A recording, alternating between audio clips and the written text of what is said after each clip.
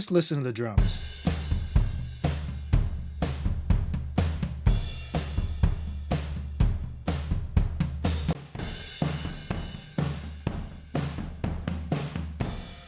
Okay, so this is a room sound. Sounds really good. Orgs.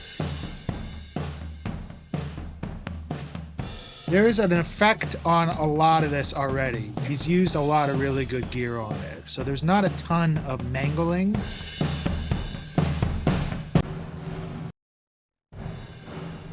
Sounds like some kind of either reverb or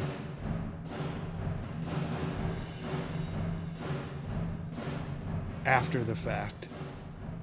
Here's the overheads.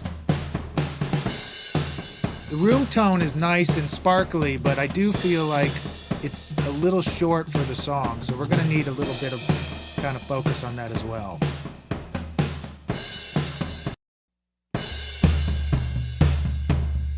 I like to put drums usually into, what would you call it, the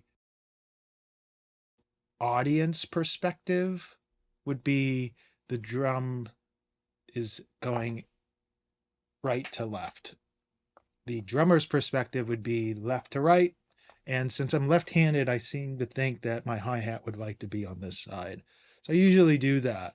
It definitely is a preference thing, but usually that starts where I have the toms filling that way. The hi-hat is on the left, and I'll fill the right side with something like a shaker or something to balance off the hi-hat. So it looks like we already have the toms and everything kind of lined up from the last time I mixed the song. So I just want to listen to things.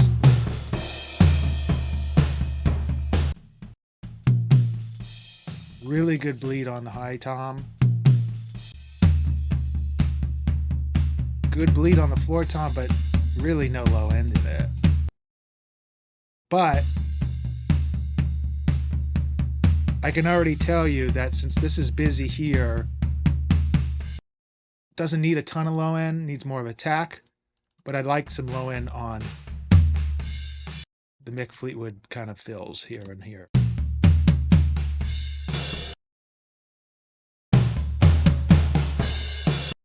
So what I'll do is I'll do an automated EQ.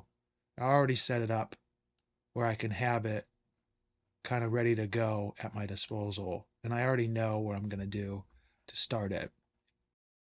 So I'll set this up where the gain will be based on kind of an overall structured kind of sound. I want to make sure my low end is enough.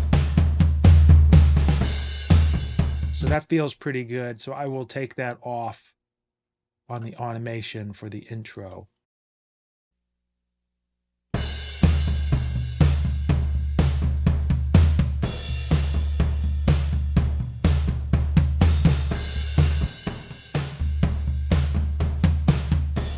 So it comes back up after the fact.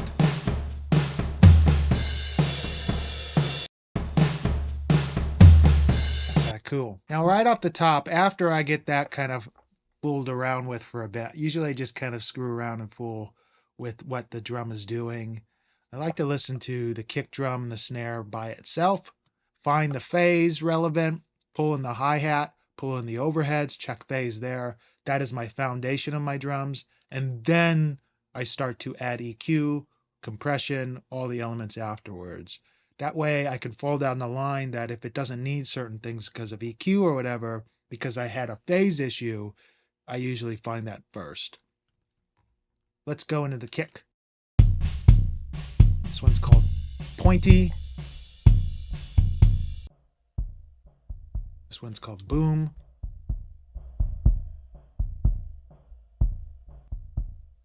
I already know that I'm going to end up taking some top out of this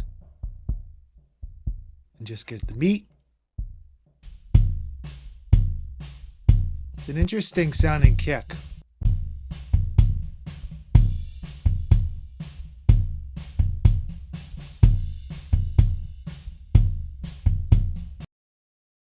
Put this kit on it. I like this plugin for drums, specifically for vibe. It does have a lot of vibe. I know John and Matt Kleiman at kit, put a ton of time trying to get that analog gooiness, distortionness out of it. And if you kind of go through the saturation modes, you find a nice attack with it.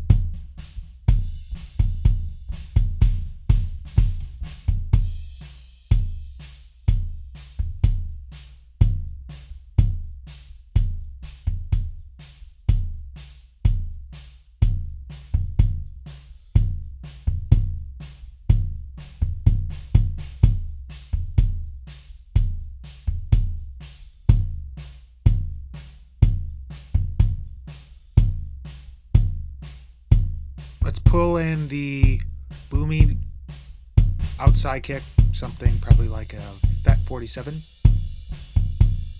I want to check phase on this.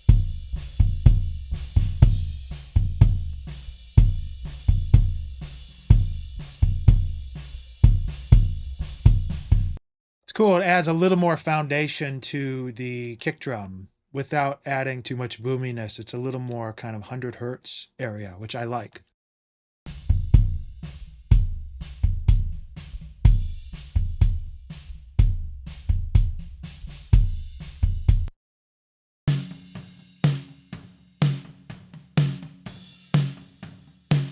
It's interesting. It sounds like he's using the snare drum that he uses on the Sterling That Sounds drum sample kit, which is one of my favorite snares I use anyways. This one has a little more ring to it instead of a lot more girth.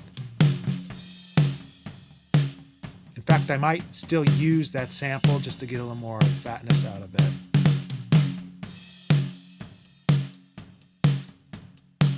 Let's hear the underhead.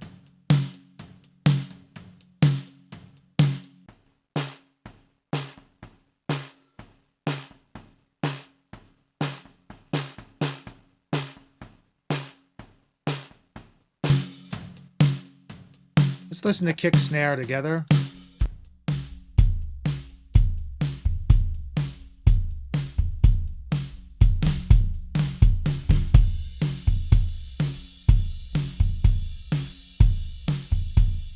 And flip around the snare phase.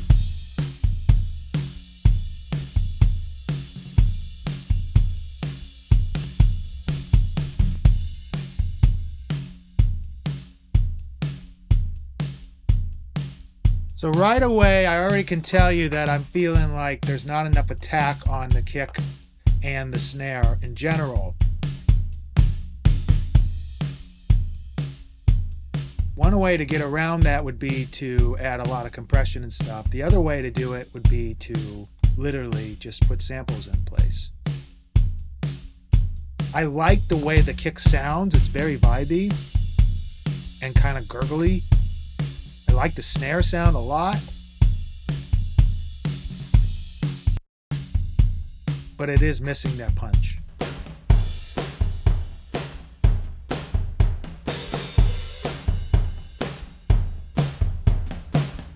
Interesting how the hat's out of phase. So listen to the snare.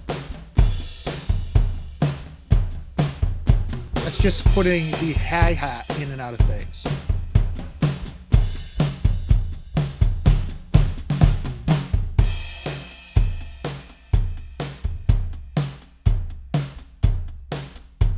That's a huge deal.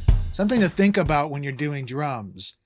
Hi-hat usually is kind of bypassed when you're talking about phase and stuff. And before you start getting into it and start putting kind of any kind of low pass or high pass filter on drums, you want to listen to the phase, because you'll find really quickly that things aren't gelling very well until you kind of start doing that.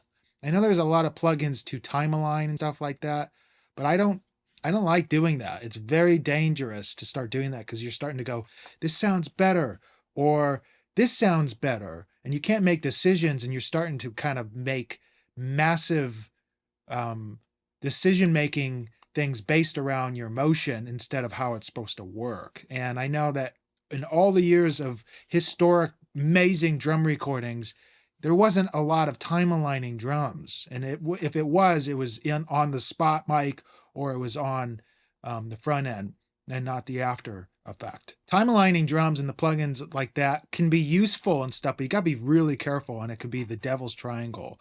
So I like to stay away from that and just do phase, because honestly, phase, if it's pretty good or pretty close, it's usually pretty good to do it. I don't really follow if it's good or bad on or off. It's more about, does it sound better? So that's out.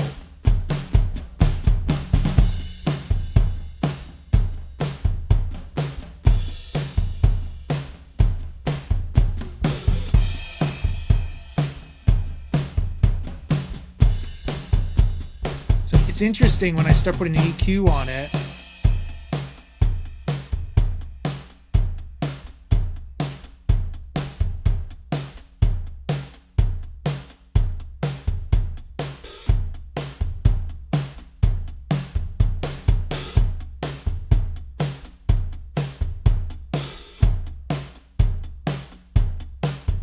It almost feels like when I start doing the hi-hat, pulling up the EQ on the hi-hat to get some of the kind of low rumble and stuff out, it goes out of phase when I'm in phase, or it goes out of phase when I'm out of phase, and when I take it out, it's out of phase until I pop it out of phase, if that makes sense. So there's got to be this kind of equation we have to follow to get it the best where we feel it needs to be.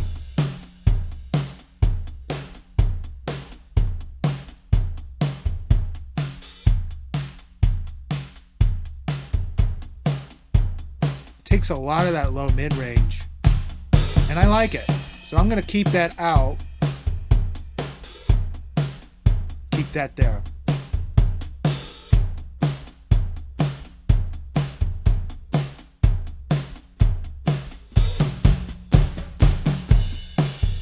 I don't see any like really aggressive frequencies that bother me. It's pretty smooth. But I'm going to just maybe tuck a tiny bit with dynamic EQ here.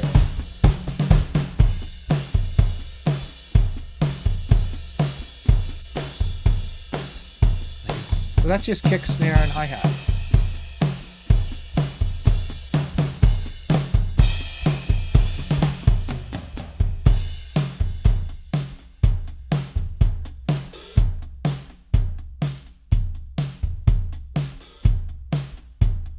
Pull in the overheads.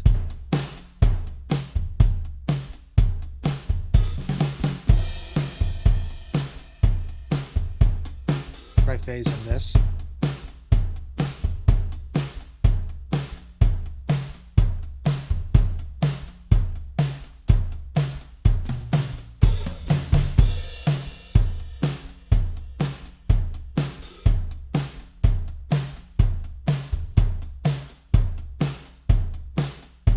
Okay, obviously the overheads are out of phase too, probably following the hi-hat.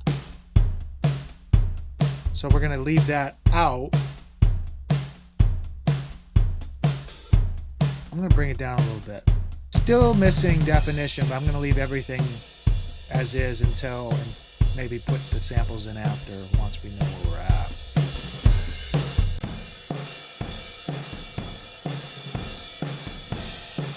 I want a little more edge on these rooms.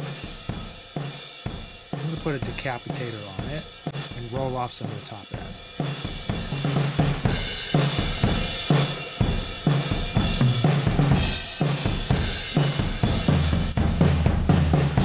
I tend to just kind of toggle between the styles.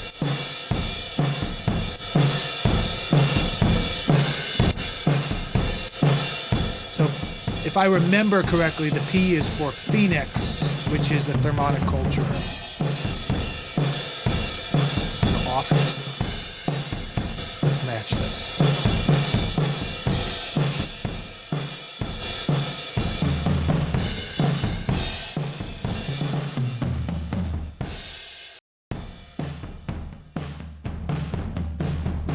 Just bringing up crunchiness of the drums and stuff. Pull that back in.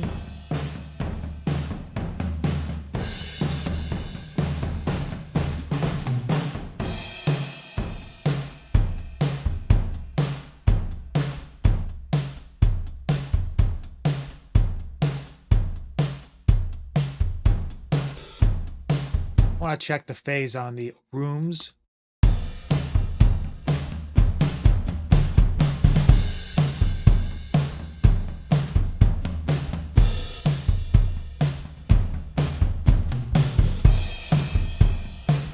Now it's out, but it's a little murky.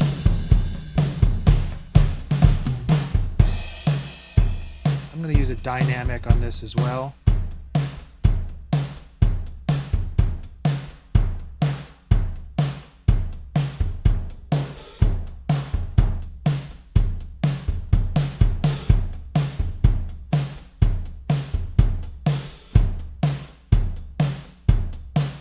I might start moving really fast, so just keep an eye on what I'm doing, and I might not say stuff because I'm just experimenting, so just keep an eye.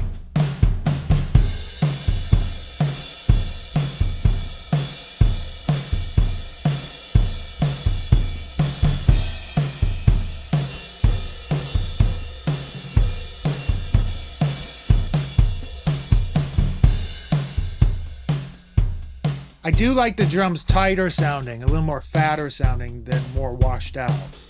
But I do like the sustaining aspect of the distortion in the room, so I'm going to tuckle it just a little bit. Tuckle it? Is tuckle even a word?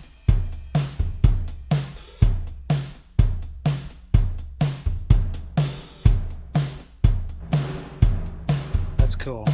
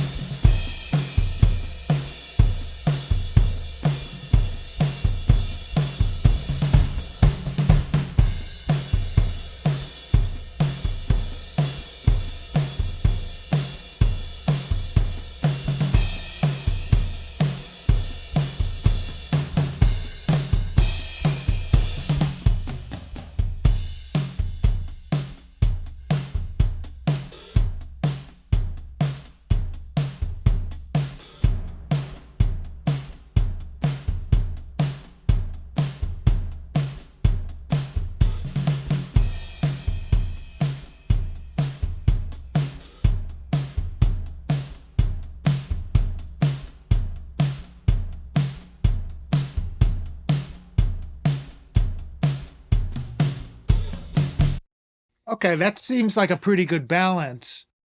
I'm taking a lot more time than I normally do just because I'm trying to kind of experiment and show what different variables are doing to the drums.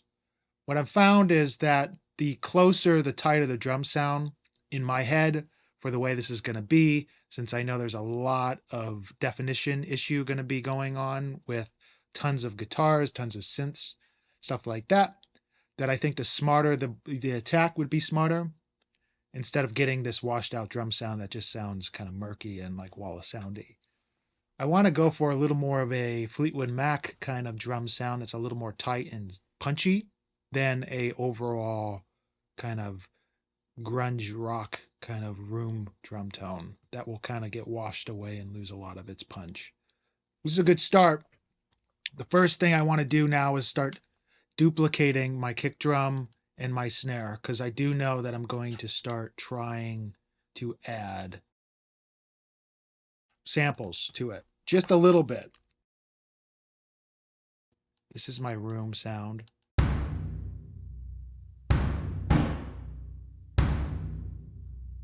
I'm just using this as a room.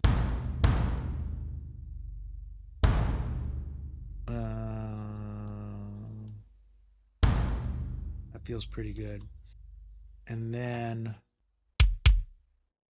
now this is just going to give me the attack and the kind of punch that I need without going into anything aggressive with EQ and compression. Now if I blend the two,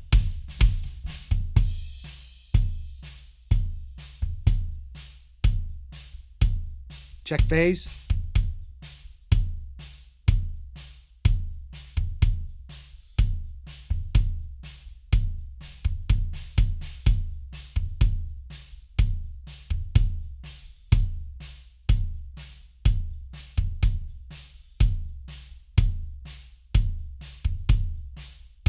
Feels pretty good for right now. I want to make sure I can get my kick drum going.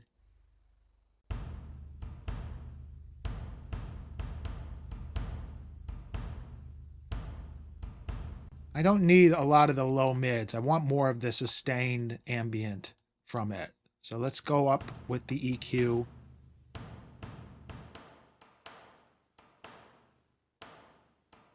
Like that.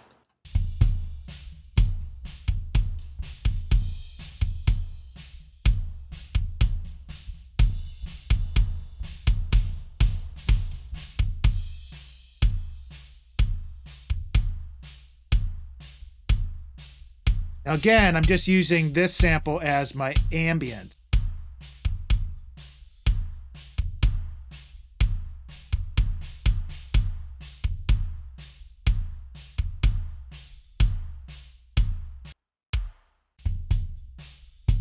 Do you like the sound of this kick drum?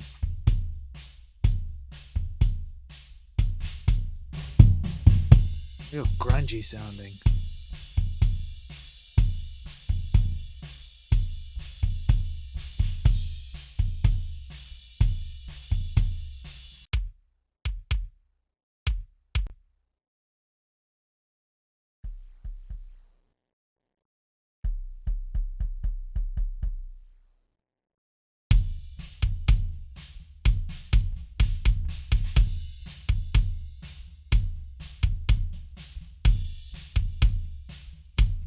Feel that the punch is there, but it's just too clicky for me. So I'm going to take a little bit of that out with some gain.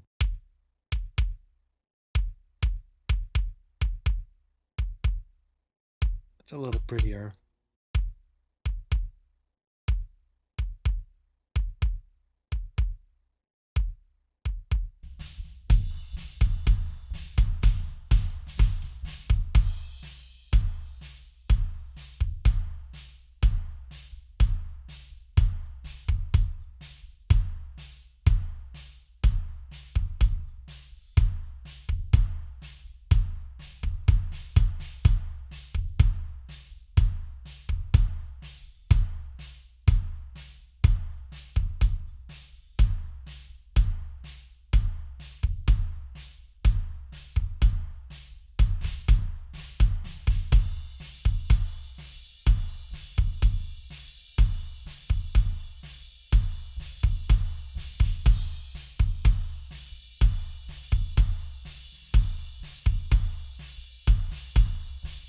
Again, it's about equations with phase. I feel like this is a good starting point. Let's pull in the snare again.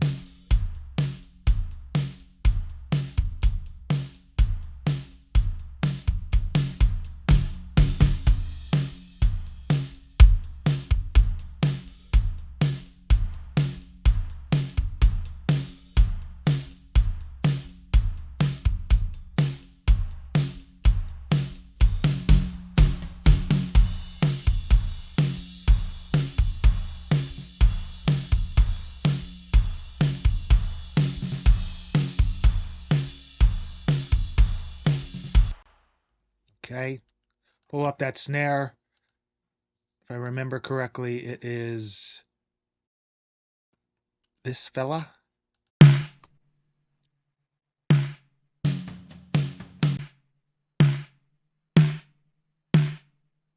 Let's find the pitch.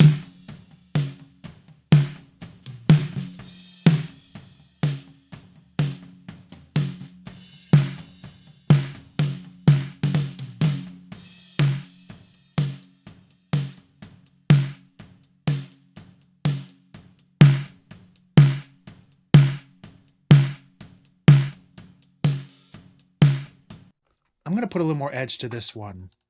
Now I have this by itself.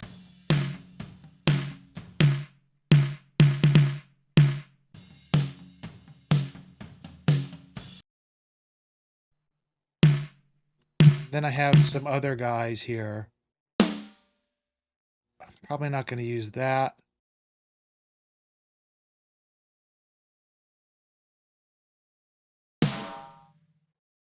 I like that, but just as a little bit of a fur thing.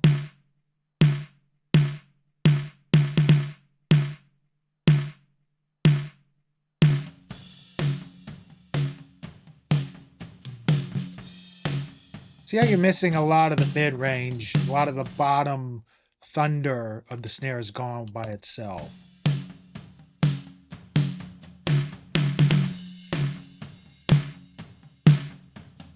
There it is.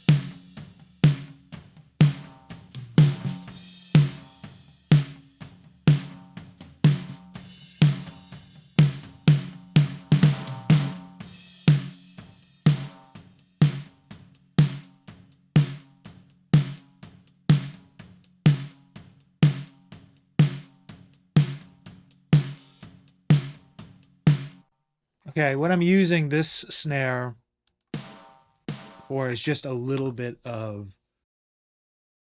griminess. I don't need it for the prettiness of the snare, and it's just a little overtones that help it.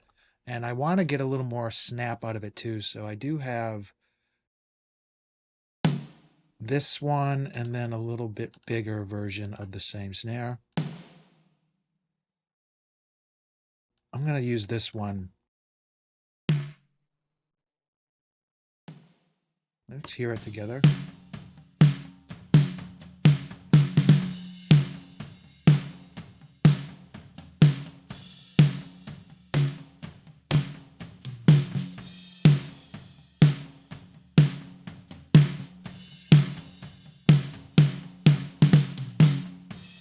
Just pull in the kicks again.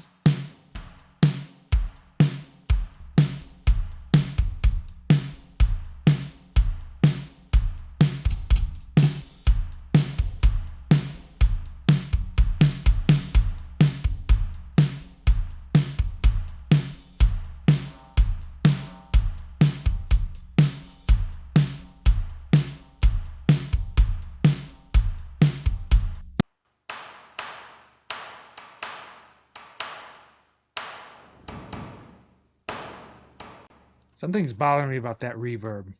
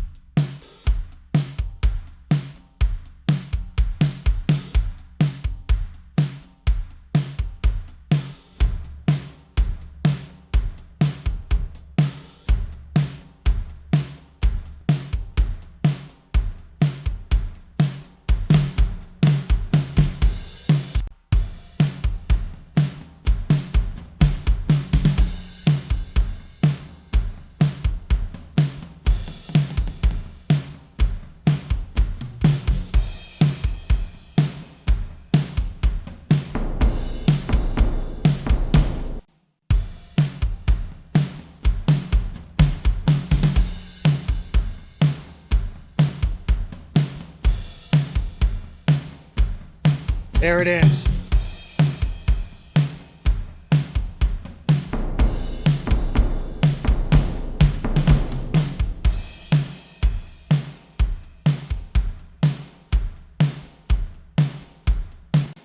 And honestly, it's just EQ samples, no compression yet, and balance, and just playing around with the phase and making sure that the phase is really good. This is nice for transient. This is nice for the whoo pump. This is nice for the fur. Combining those in an interesting way with pitch, with the original snare,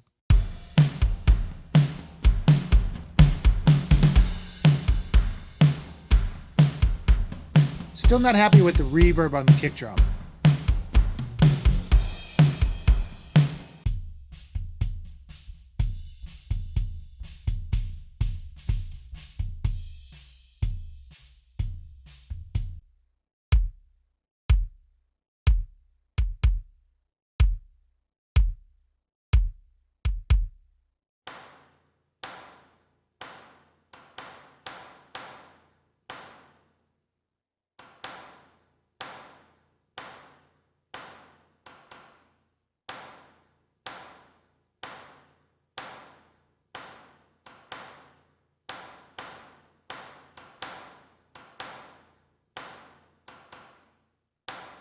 All right, that's the other thing I want to do. I want to turn on the velocities full on for the room, just because I feel like it's too dynamic for the room it needs to be.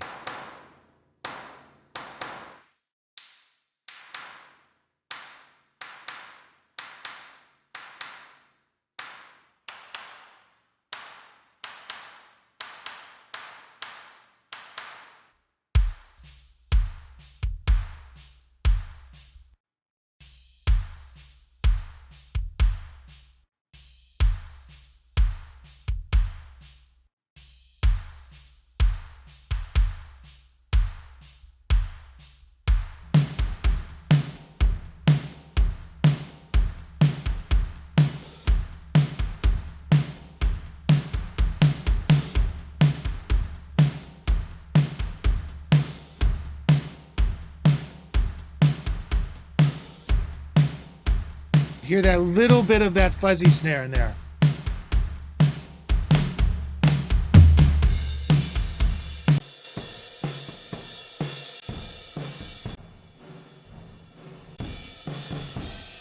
I don't like a little bit of that woo in this kick too.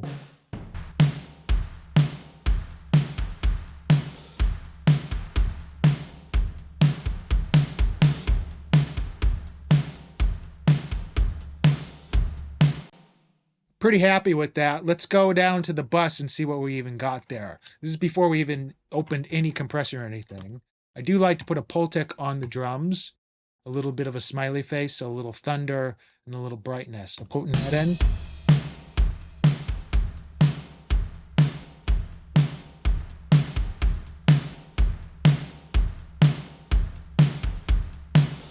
And let's pull a little bit of the 1178 on the drums.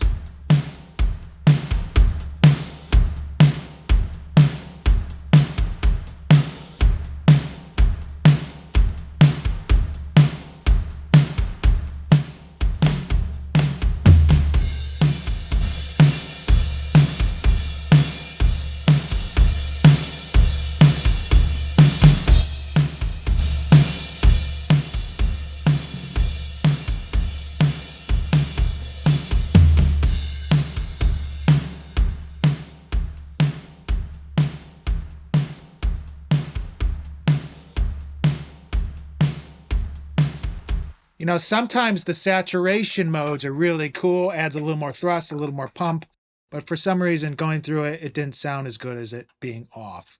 The other thing I'm doing is putting a sidechain on the bottom half of it, so right around the kick drum.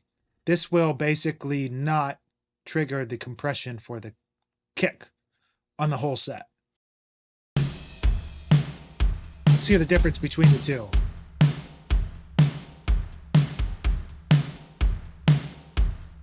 Hear the snare.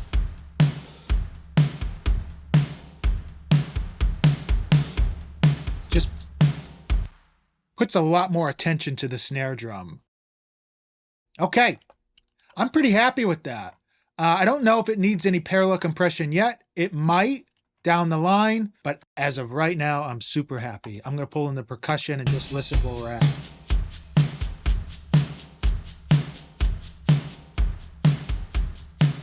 Now again, I'm going to be balancing the hi-hat and the actual shaker part of it. I know that there's a tambourine going to be coming in soon, but as of right now, I just want to get the hi-hat and the shaker relatively the same volume.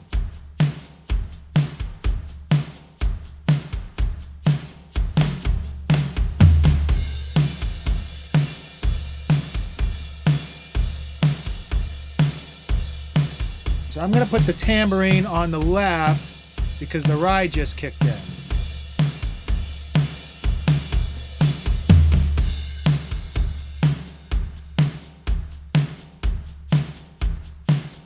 Let's look at our levels. So we're pretty low here. Got a little room to do some kind of wiggle room and stuff, but maybe I can just boost my output a little bit. Let's try some standard clipping and see if we can shell off a tiny bit.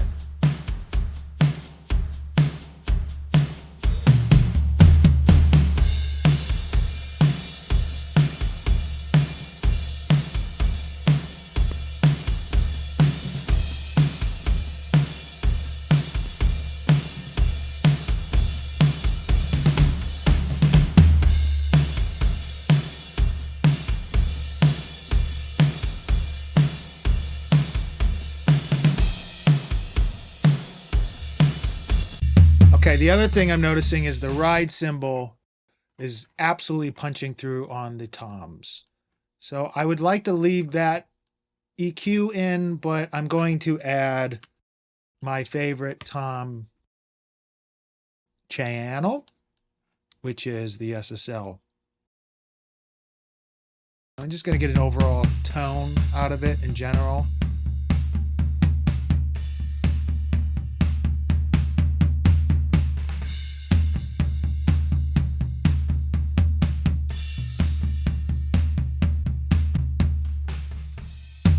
And the other thing is I want to start engaging and setting up my expander so I can get all that garbage out of there.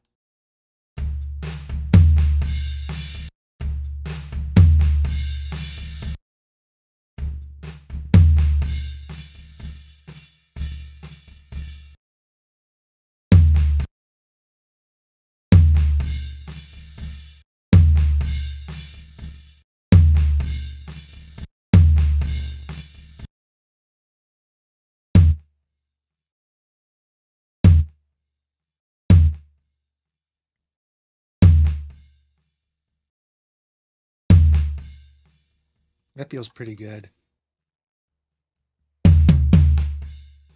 Pull down the range so it's a little more believable. Not so hyped. Put in the EQ. Okay. I'm still getting a little bit of that crash at the end, but not nearly the amount without it. So I like that. Let me listen to the roll. Okay. I would like to bring the range down for the intro of this part.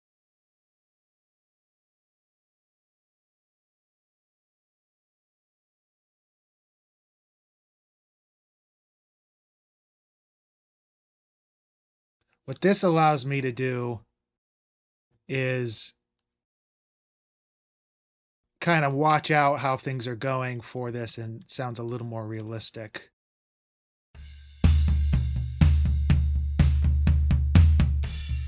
Because there's a lot of prettiness there too, and you don't want it to clamp down.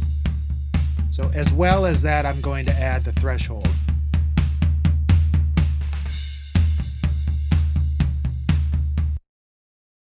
Frankly, I'm just going to open it all up.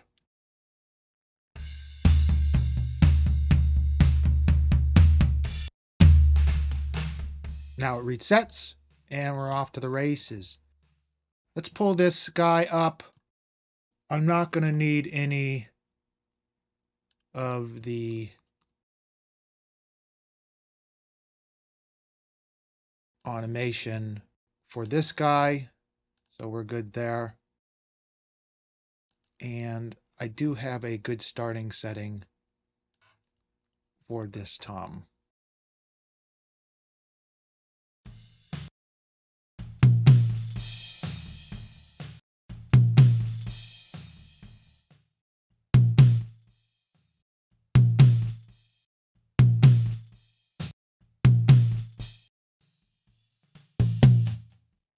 Interesting how this sounds completely different.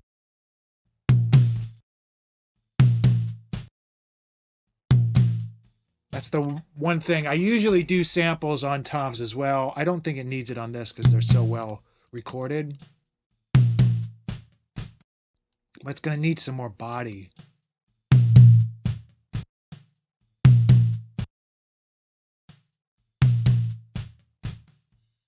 That feels pretty good.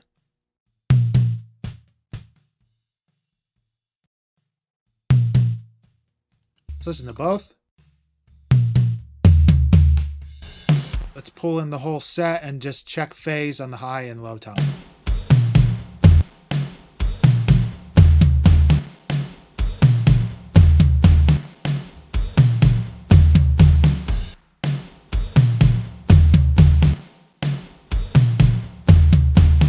Okay, so the toms sound okay. They're just a little loud.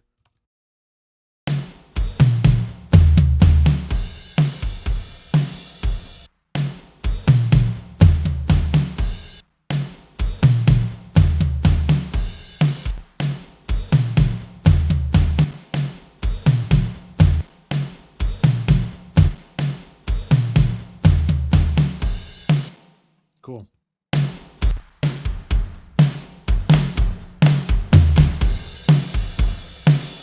It's a good starting place.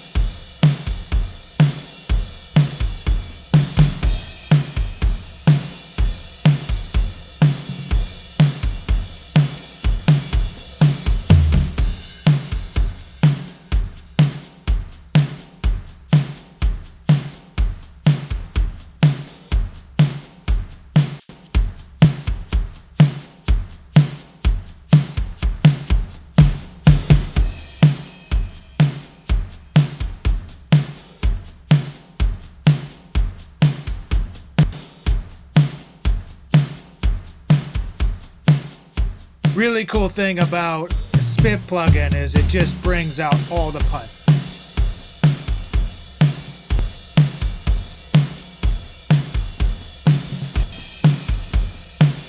I'm pretty happy with that. The percussion seems a little bright to me, so I'm going to pull in the soothe just a little bit and then maybe go after personal EQ on the tambourine. Just a little abrasive for my taste. Toms are a little loud, but they might sound really good with the track. That's better.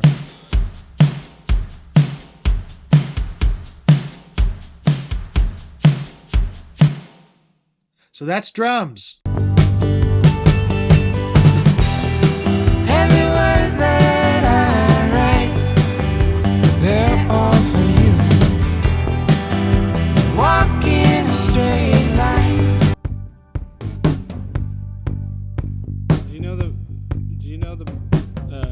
Measurements, John? Can you hear me? That's better. That's better. Yep. Marc, look at this. I'm not like good at that stuff. So this is Mick and John, and they're protesting that Lindsay's overbearing. So they both have gaffer tape over their mouth. That's perfect. They can't speak. And then the guitar starts to fade in. Somebody turned the preamp on the snare all the way up. Wait, this is way slow. I know, but he needs to know an average. He needs to go out in a second. I need to take him out. Danny, can we play the click just so we get you in the head? Yeah, we'll just play it for a second just so you have an idea, sure. And Steve can take tempo. Sure. And then we can rehearse without the click. Yeah. Because we're about 15 BPM under what you were Let's go supposed click. to be. Just hit. Where's the click coming up?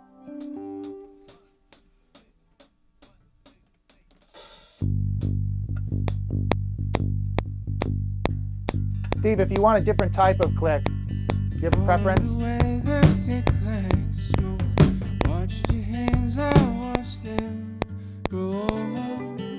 Oh, Steve, do you have a preference for the click track, like sound?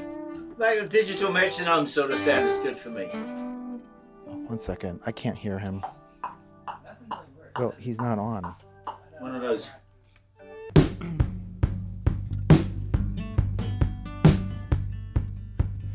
Under weather thick like smoke. Watched your hands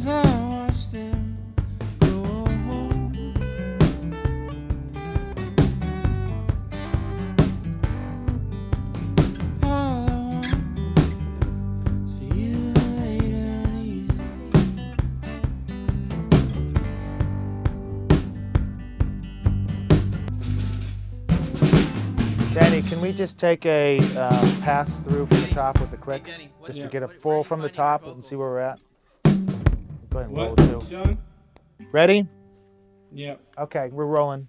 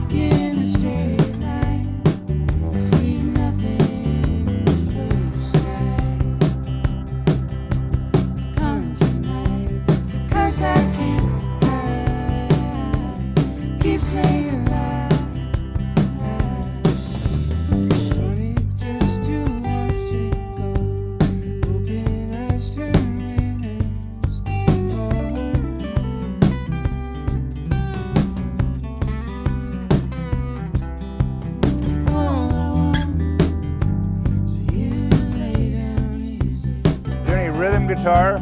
Yeah, they're getting their tones. Their headphones are all over the place. I mean, Two electric guitar. There will be for an overdub. But we need some rock guitar. yeah. Dan, you need to play that rock part on the choruses instead of noodling on the choruses, I think. I just can only hear drums on my Yeah, channel. same. I can hear the guitar on there, but all the drums are coming up, so I just can't hear. Yeah, likewise. Eddie's trying to get it organized, so maybe we just take another take for now just to get things a little tighter. John, you're playing eighth notes instead of the way we had it before. Dun dun dun dun dun dun dun dun dun dun dun. Yeah, still sorting it out. I'm wondering if it's a little faster in the demo. Is this 138? It's 100% the same. Okay.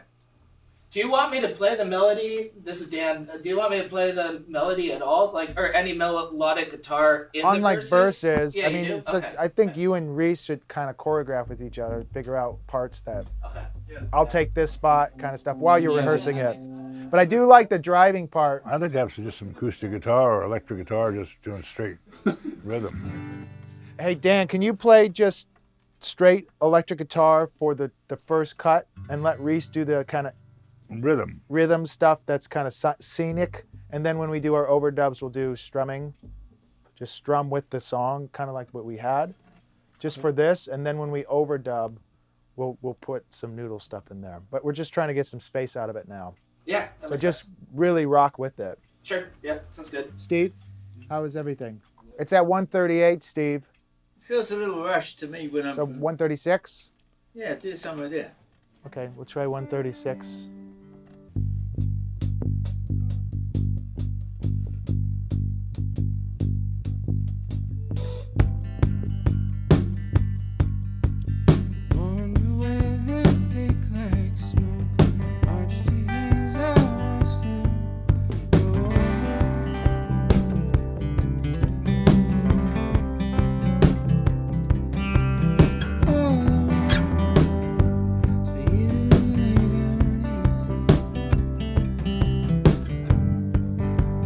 Is this 136? Yeah!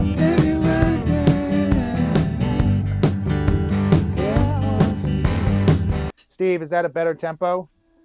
It's kind of hard to say. We haven't really sort of settled into playing it yet, really, I don't think. I mean, I want to just hear it play, sing with the vocal, and Say it again. you should just play it from the top down. Yep. Yeah, okay. Let's take it from the top. All right.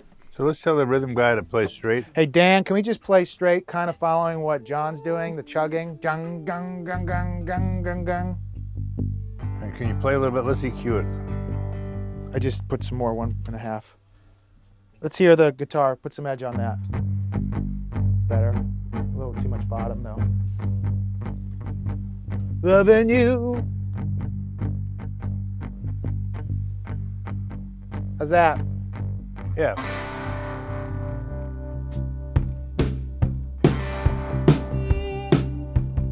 There we go. It's nice. I like that beat.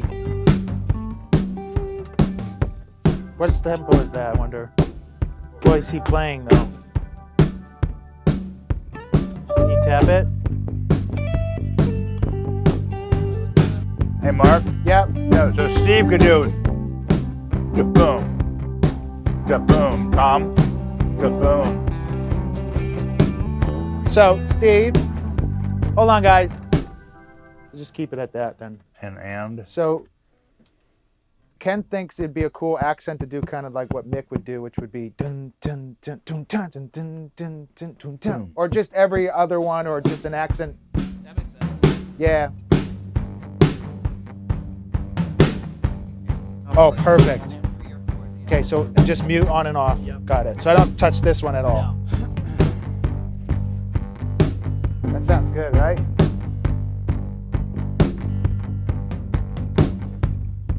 All right, let's try to take a quick pass with Denny.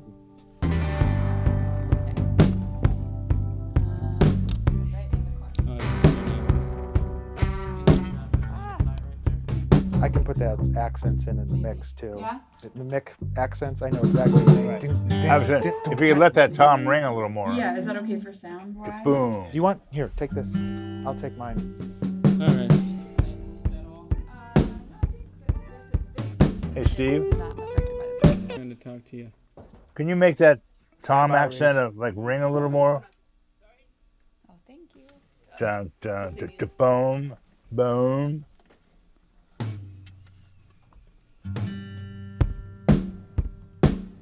Keep an eye on everything. I'm trying to make sure the video's going, we're forgetting things. I've been sitting in the parking lot on a conference call for an Yeah. hour.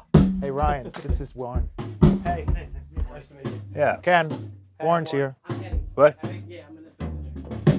Chris, nice to meet you. Hey, buddy. Ken, how you how are doing? Man? Good. How you doing? Nice jacket. All right. Thank you. Well, you know, I One was trying to be second. stylish for you. No, Right. you got to put on the tour, that green tour jacket. See, I got, this Oh, is, green and this is the Tusk Oh, tour wow. jacket. So there's one just for you. We kept it for you. Oh, you're a rock star. The black one on the right there. Looks like Warren walked in somewhere. Warren's here. Finally. It's only 3 hours late. I called you at 9. You didn't pick up. I was here. No, I woke up a little ill this morning, but Uh-oh. I did COVID test yesterday, COVID test today. I do not have it. I took photos of it as well. I'm scared now. No. How's everybody doing? It's worth it. I took photos of it so I can show you. Right. Look, it says negative. That looks good, actually. You right? All right, Steve, let's is do that this. a good tempo for you? Yeah. Does that feel like a good I tempo? think so. I want to hear it with the vocal. Okay, play it again. If the vocal's comfortable. It's Yep. just- Blue skies, take one. Let's rock it.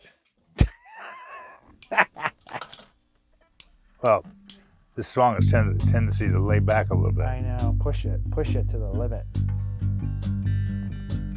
It's like Denny's falling asleep. All right. That's it. Thanks, guys. We're good. That's the take. I can comp it from here. Thank you. We'll auto-tune and sound replace, and then we're good. Say it again, Steve. Just loop that. Yeah, I'll just loop it. We got everything we need. I got the slate drum pack. I can slick that sucker in, and we're ready to go. Ready? Here we go. We're all on 2.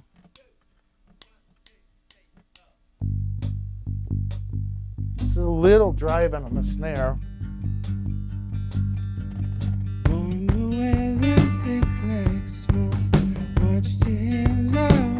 Better.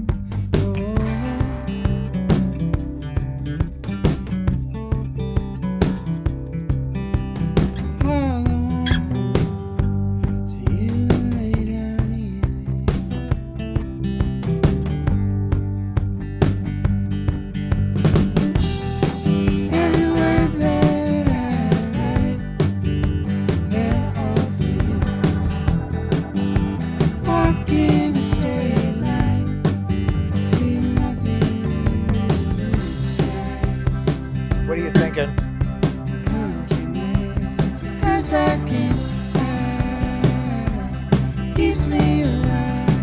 Snare is perfect. What? Very Mick. Snare. Just enough for.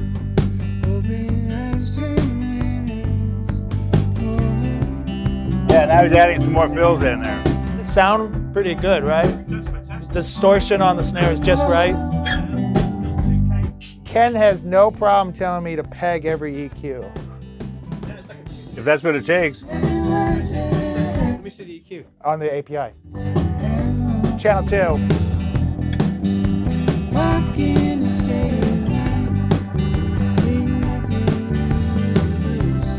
We'll get it, and I can always fake it later. I just stopped it by accident. That was great. Laura, sing a little harder. Put a little push in. Denny, put a little more attitude in the vocal because everything is kicking. It's just Feel free to add toms whenever you want. Yeah. How's that? Can you hear me? Wait, I can't. Hold on. We're both trying. Denny, sing a little, put a little more edge on it. Laura, the same thing. Okay. Because it's kind of with the rock going on now, it's kind of a little sitting back. Sorry. That's all right. So Steve, I was saying, feel free to add. Is he hearing me? Can you hear me? I can hear you. Feel free to add as many toms as you want. I can't hear you now. You gotta press the button. I got it. Go ahead, Ken. Feel free to add as much tom effects as you want to. Okay. I mean, boom, guys boom, feeling? boom. You know, tom fills, fill it up. Between the words. Yeah. Any particular? Yeah. That sounds great. That sounds awesome. That snare drop tone, Ryan? Is that the room mic up? Nope. Hey, Mark. Yes. I'm just kind of floating around. I figured you're gonna cut it up anyways. Yeah. I like the little noodling soloing. Okay. Ken says, Reese, play a little, have a little more attitude on the choruses. Don't hold back. Okay. Same as you, Dan. All right. Push it hard so it's matching the drums. For sure. John, Uh-huh. how are you? Yeah, it's fine. Laura? Comfortable. Hey, Laura? Looking good. Laura? Yeah, You're I'm good? So, should I just belt it out regardless of, or wait to hear Denny's power? Well, why don't you try now? Just do the chorus. Just guys, hang on. I'm just gonna get a vocal push. I just need a little more attitude, Denny and Laura. Right. Or leave Laura for later. As Ken says, what were you saying about Lindsay? We'll just come in and just fuck it, just get it on. Yeah, I mean, I feel like the spirit of Fleetwood Mac's in the room, and they're going, go for it, you know. All right. Hold on. Denny and Laura, just do a chorus real quickly, just so we can get the vocal. Sure.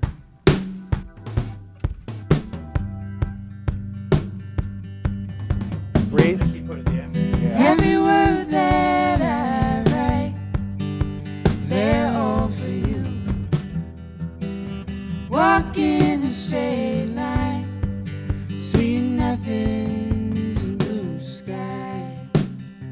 And country nights, it's a curse I can't hide, keeps me alive. All right, cool. Let's take it from the top. Ready? I'm rolling.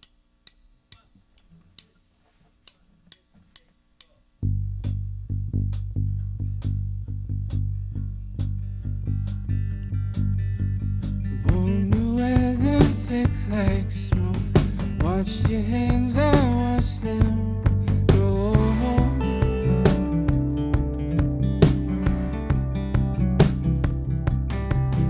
All I want is for you to lay down easy. What was that? Come on. Every word that I write, they're all for you. Hey, buddy, what's going on over here? He's had a hard day's night. You falling off the bed? Hey, We got that? what are you doing? I love you. You okay? You okay? Everybody's a little too laid back. I mean, they could play up closer to the beat, tilt it forward. Can we tilt it a little bit forward? We're feeling like we're a little too laid back here. So this next take gets a little more in it. Wanting to play behind. Stand by. Rolling. Loving you. It's okay. It's off anyways because the click. Warm weather thick It's all right. Watched your hands and watched them go.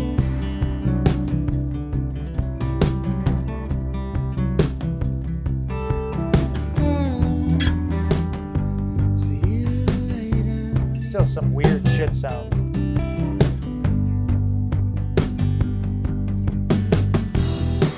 Every word that I write, they're all for you. You're walking a straight line. Did John ever use a pick? Yeah, I've done that. Do you think it would be better to have a pick on bass? You get a little more pick out of that note.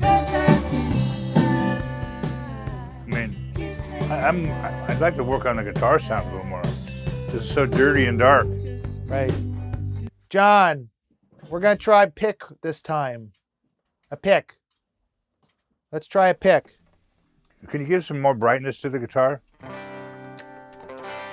There you go. Yeah. Okay, yeah. Well, we said you can't play in this band unless you have a tobacco burst guitar, It has to be hollow. and I it has to didn't be even in the see form that. of a 335. Steve, you ready? Yeah, you know what? Hold on. I just got one. This microphone Yep. is taking a hit every once in a while. Okay, let's pull that back. It's only a vintage 87. I wouldn't mind. I don't mind hitting it, but it's fucking up my drum part. Piece of shit. How much is it? Yeah, just. I'll give you $20 for it. $20? I'll give you Hit it a 20 couple bucks. of times. Discount it. Stand by. Ready? Yeah. That was Arnie Frager, right? Rolling. 1, 2, 3, hey. Just sits right in the pocket now with the bass.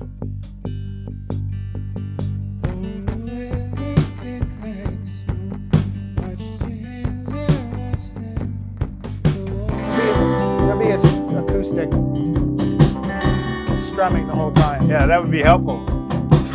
Just can't do it because of the bleed and shit.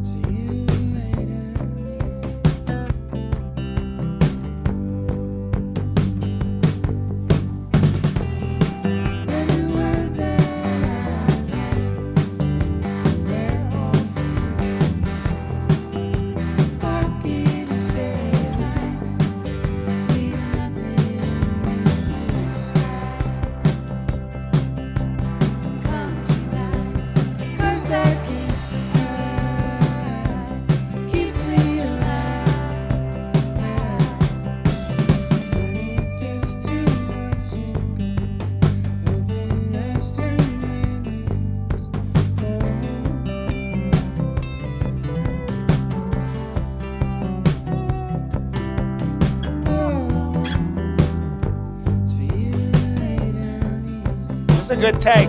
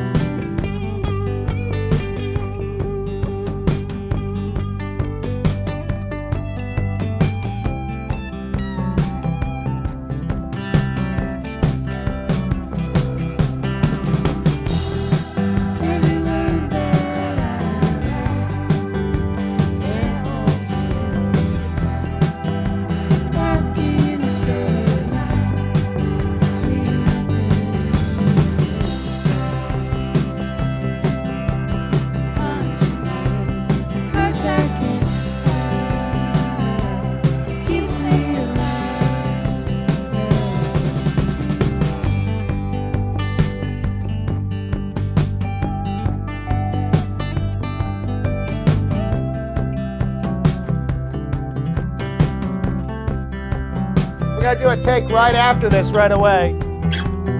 Be ready.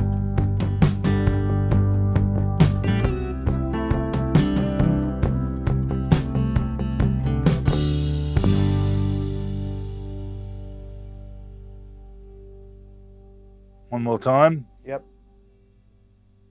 Okay, right away. Another take. That was really good. Same thing. Right away. Ready? Nice work, everyone. Stand by. Ready? Rolling. Okay, we're rolling. Take it.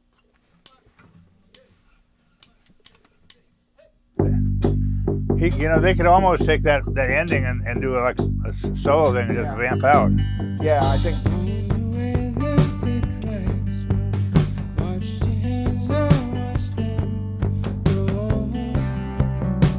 The snare's perfect. Snare sound right on. It's just distorting just enough. It's very jagged, so they boost higher than you Yeah. want. Exactly, and everything's falling in.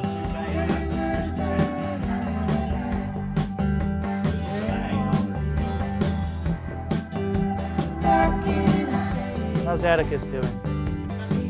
He's got to go to the bathroom in a second. Go lie down. Go to Hollywood. Go to Hollywood. Can we hear it?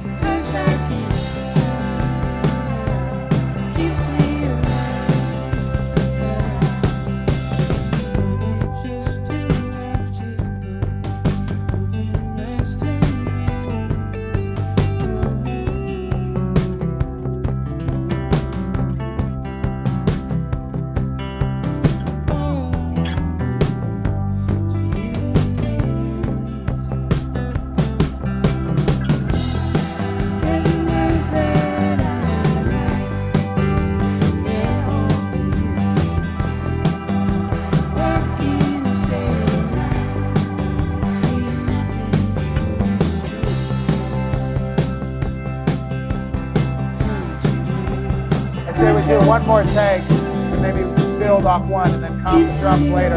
Yeah. Eddie, we'll probably set up the M49 acoustic, and then, yeah, so we'll just do that right after. We'll do one more take, and then we'll do it, choose the working take from there.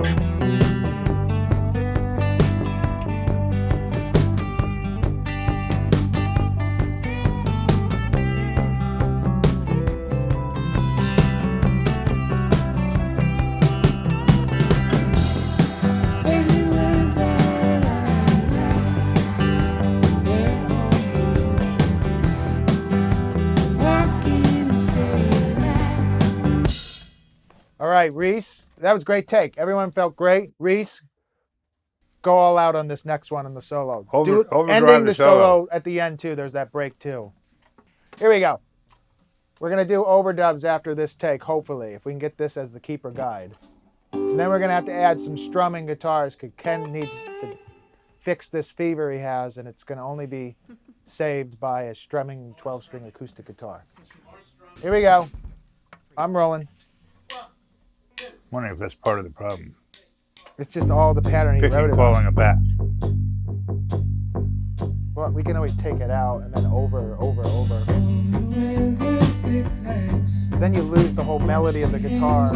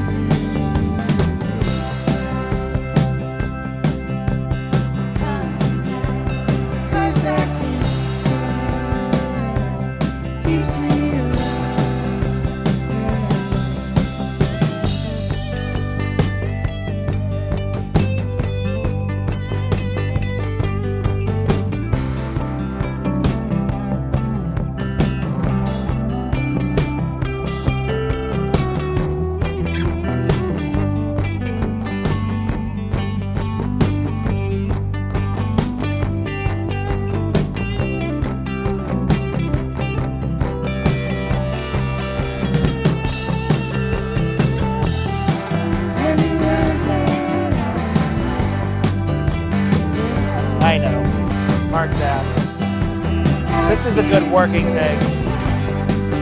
We can build around it and edit the drums.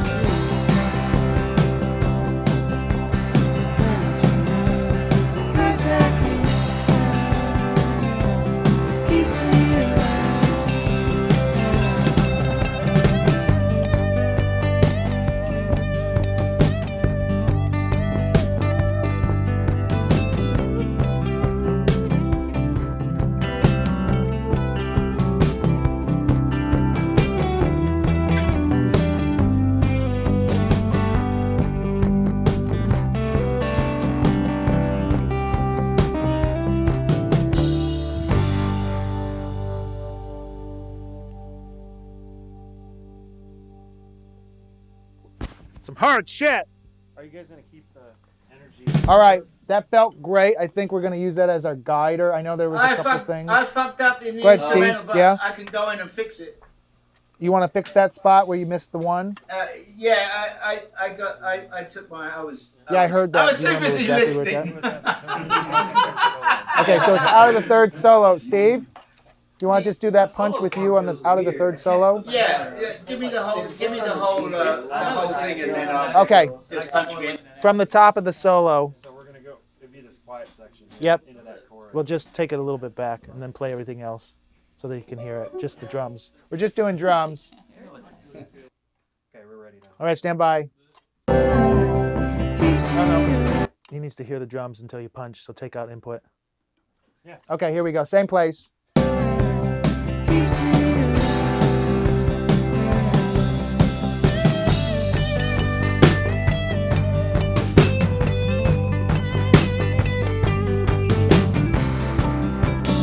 Yeah.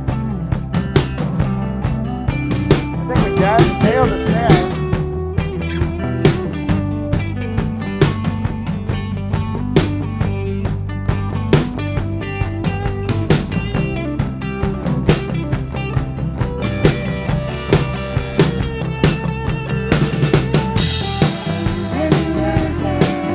Out. All right, thank you. All right, so what we're going to do now is take a few minute break.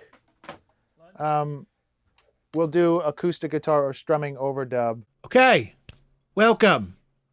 So now that we've tracked this song, I've done a mix, and I want to do a breakdown exactly of what I've done to show you a little bit about the process I took to mix it. Now remember, when we were tracking this at the Village, I used a lot of EQ. Ken and I like to use a lot of front-end EQ to get things going. Obviously, this was in the vein of Fleetwood Mac and the way that Ken would make records with Fleetwood Mac. So he would impart a ton of API EQ on the front end to give a lot of the sound more like a record right off the bat. I did spend some time mixing this and getting this to a place where I'm extremely happy. And in that process, it included me going through a bunch of the takes, the guitar takes, and turning those into specific parts for the track. Now, if you see here, going right into it, Reese played a handful of stuff, and then Dan, the other guitar player, played the other handful of stuff. Dan's stuff on this track, he did really great kind of chords and strum stuff. And Reese did a lot of cool noodling stuff. And to be honest, these two takes that you see here, hard left and hard right, are actually a combination of like 6 or 7 different takes that I've completely mangled and arranged in a way to create basically the part that would go the thread between the needle of the vocal and the drums. Now, knowing Fleetwood Mac and how they kind of produce music and the way that Lindsey Buckingham writes his guitar work, there's a ton of stuff going on. There's a lot of ear candy, a lot of noodling, sometimes soloing around the vocal, and it's just a lot going on. So you have to find ways to make things sound busy but never sounding cluttered, which for this track, as it just continues going all the way through, it does at times feel like, okay, this is a lot. So my part here in the mix was to kind of arrange the stuff, cut stuff out, take it in and out to what I felt needed to be front and center when it needed to be front and center. Now, if I break this down, If I listen to Denny, who's the singer, his guitar part,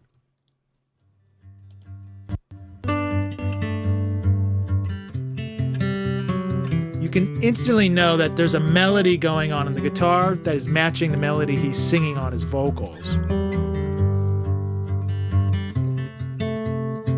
And it's pretty busy.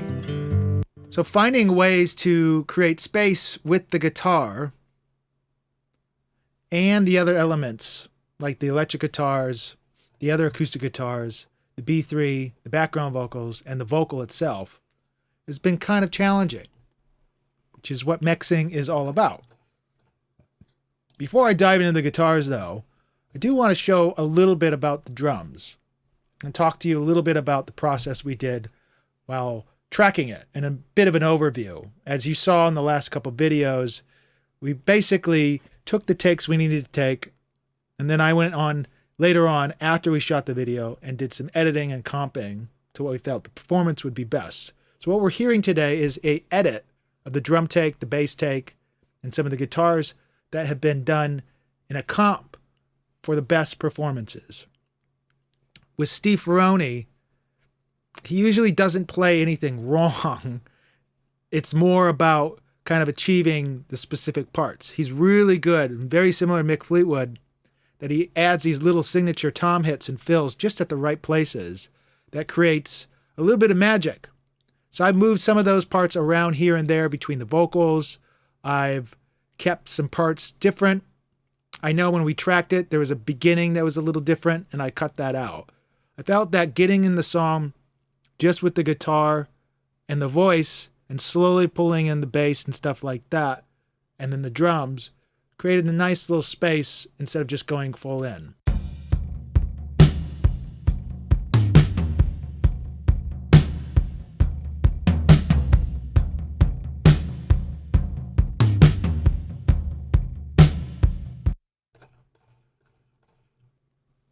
Now, if you see here, I didn't use any compression at all on the drums.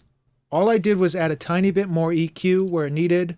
I actually tried to do a gate on the toms, but I felt like by gating the toms, even though there was a lot of bleed going on, by gating the toms, I took out some kind of fizziness out of the drum sound that really took away from the snare.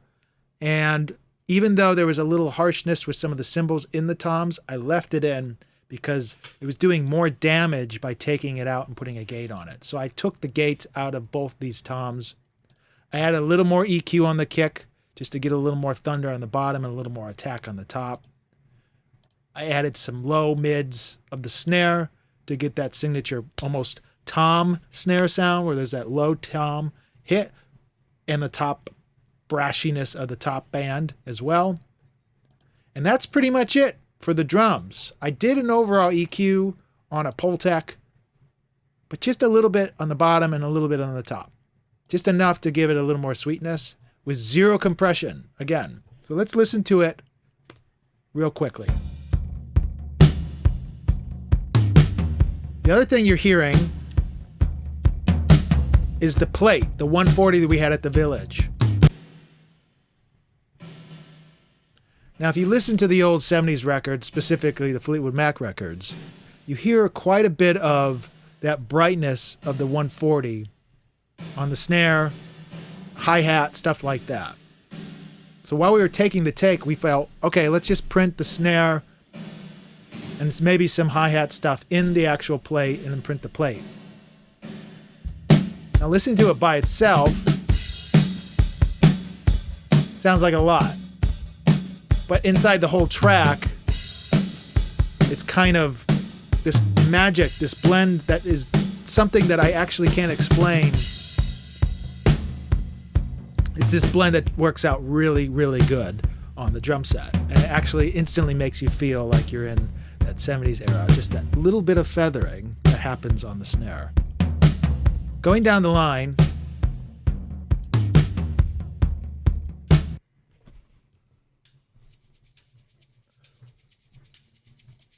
if I solo the percussion and the drums, we've got some cowbell.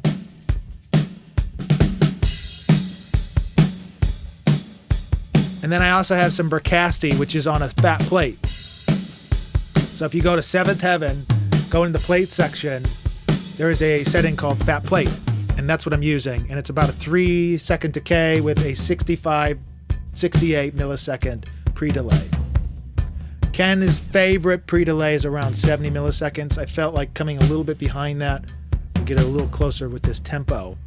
But it got something going really well in that vein, similar to the old 70s records. The other thing you're noticing here, before I open everything up, you see that I'm only using that one reverb. Other than the plate printed on the drums, I'm going straight into the fat plate only. And that's going on the guitars, the vocals, background vocals, organs, everything. And obviously, traditionally, back in the day, you might have 2 plates, you maybe had an EMT 250, but in general, you only had a few options, and most people stay with 1 or 2 reverbs. For this, we've got a 140 on the snare. That's decay is a little shorter than everything else. And then percussion, drums, guitars, a little bit of the acoustic guitar, vocals, organ is all going through the fat plate on the 7th Heaven. I want to pull in the bass real quick. Talk to you a little bit about what I heard when John Payne was playing. Now this is going through that really magic fat box that Ken talks about, the DI box. This is a harmony bass, so it doesn't have a lot of fidelity to it, but even going through the DI box, it just added a nice, really big presence. And I wanted to harbor that, because usually in the 70s records, you would wipe out some of the low end and focus more on the mid-range. Here, obviously, we got really great mid-range, but I felt there was some low-mid stuff that was a little too tubby inside the whole mix. So I'm going to take that out. I boosted a tiny bit of 40, put the old API on at 1.5, and then I'm squeezing it a little bit with the Tube Tech. And that is essentially an opto compressor. But the trick about the bass here is adding a little bit of this T setting, the style on the decapitator, that will just give it a little more fur. So if I pull in the drums,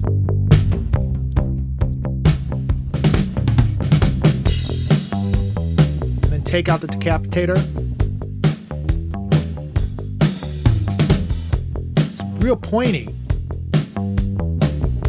The cool part about the decapitator on T is it's blooming everything else as well, so it's causing this bass to sound more round but still having that nice point. If I bring in acoustic guitars,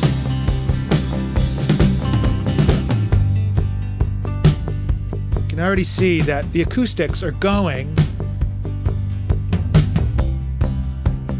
If you listen to this is the solo part, but if you listen to the verse, the melody acoustic that Denny is playing while he's singing is very present. I dropped it in volume on the solo because I felt like creating that space brought in the guitar solo really, really nicely. The other thing we did on an overdub was we had Denny play electric guitar, the same parts, as he did on the acoustic finger pick. And I'm kind of throwing that in and out depending on what part of the song I feel it needs. So sometimes I'll enhance, like this part. And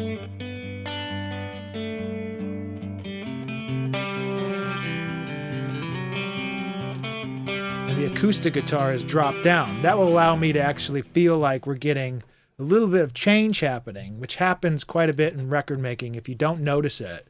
Sometimes there's melody parts that come 2-3 times in the song. One could be the first time acoustic guitar, the second time it could be a piano, third time it could be electric guitar with a different tone, like a tremolo or something. And you familiar knowing that it's the same melody, but they change it up just enough. Could be instrument change, it could be effects on the instrument change, but it's evolving, creating a little bit of movement and change. And honestly, when you have a song that's kind of just going, you kind of want to keep the listener engaged and making sure that people are following it correctly. Stop now, watch that sound. Everybody look what's going down. Stop now, watch that sound. Everybody Everybody look what's going down.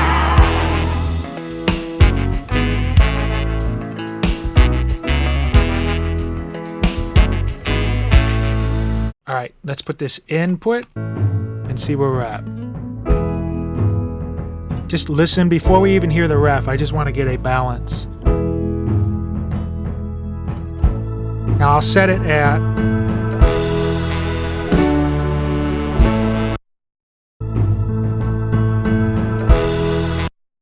I usually like to have the peak as a starting point at -4 on my master, and that will make sure that when I get my drum balance, I have a little bit of headroom and stuff to kind of give or take what I need. So right now I'm going to grab everything and put a clip gain on everything, bring it down maybe 5 or 6 dB, and we'll see where that goes. Heaviest part of the song, I can give it a little more.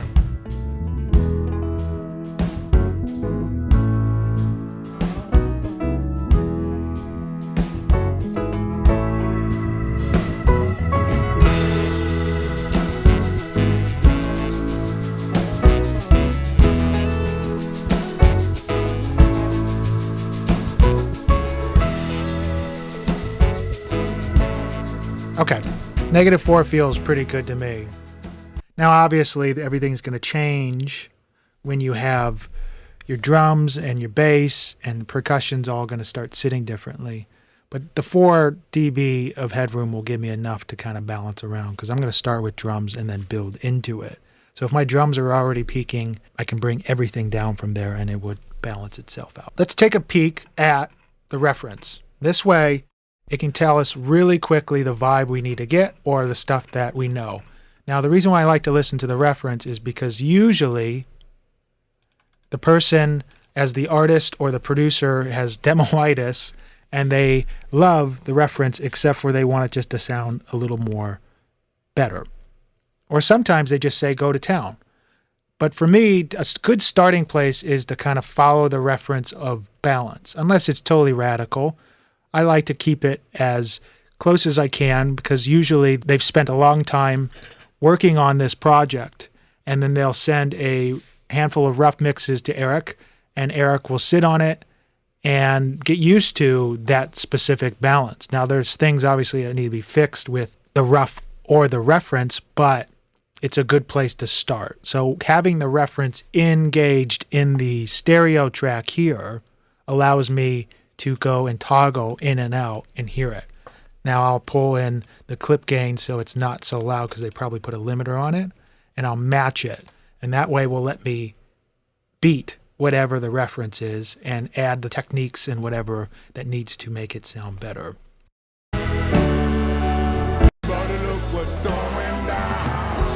So that's the ref. All right, so let's take a peek at the first verse of the ref. There's something happening here. What it is ain't exactly clear. There's a man with a gun over there telling me that I got to beware. Stop now, what's that sound? Everybody look what's going down.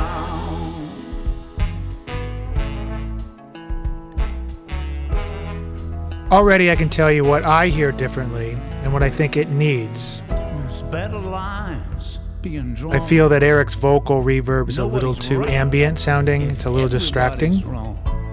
I feel that if it can send him back a little bit and change the reverb a little bit, it's going to be more engaging. It'll make you want to listen more, and it'll pull the band around the band. Stop now, what's that sound? Everybody look what's On top of it, when it kicks in there, it's really compressed. Everybody look what's going down. So we need to find a way to create the energy and the excitement of that without having it be too pumped, because then there's no dynamic. Before everything, while we start, I want to know that there's drum part going through the whole track, but on top of it, there is this overdub tom part. I want to start with that because I know that there's toms going there, and that will make sure that I'm not going to step on anything, because that's kind of going all the time between the verses.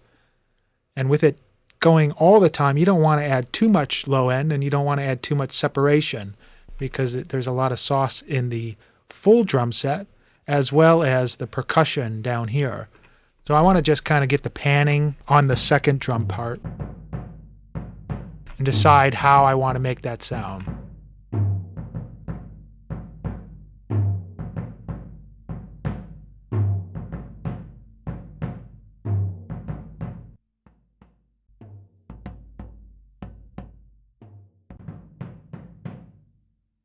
Sounds like rooms.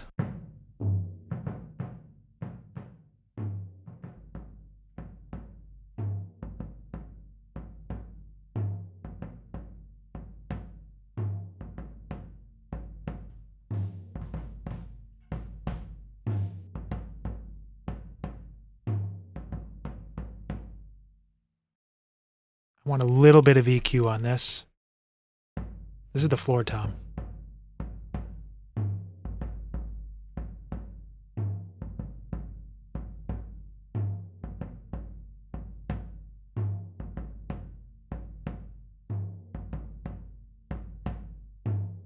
Same as the high tom. You know, I'm going to add Fairchilds on these.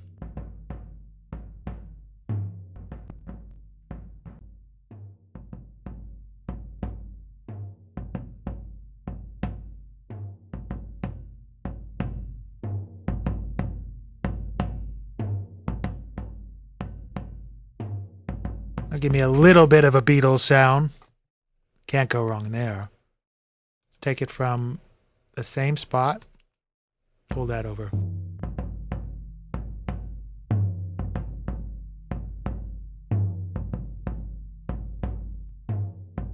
That's without.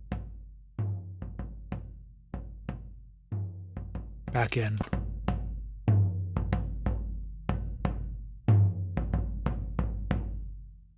Let me just pop a phase and see what we got, if we can get a little more low end out of it.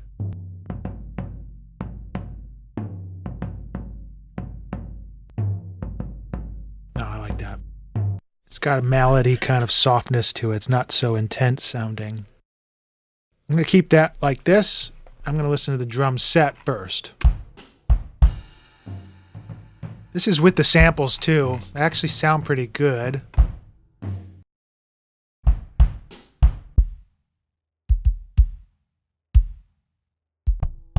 That's the real kick. It sounds like a Fet 47.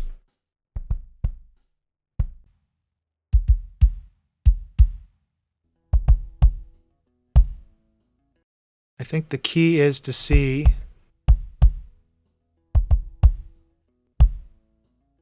okay, I'm not going to keep this, which is the out kick. It's got a lot of bleed in it, and the reason why I would use it is to keep and use all the low end. But I know that the trigger I like, so, and that has a great amount of low end. I'm going to use that. That's going to be my focus for the low end.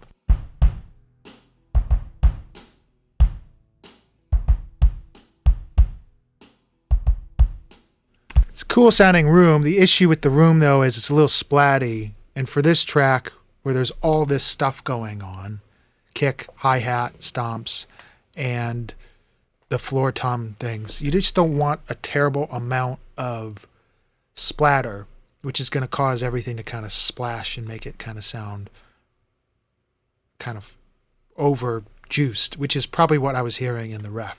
So if I pull down the rooms and stuff and keep a little more focus on the close mics, it's going to have a lot more detail and punch on all the elements it needs to have.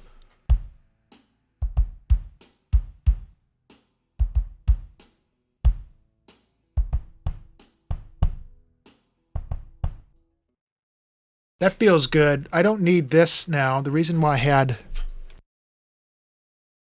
Let's pull in an SSL. This will help me get me where I need to go real quick.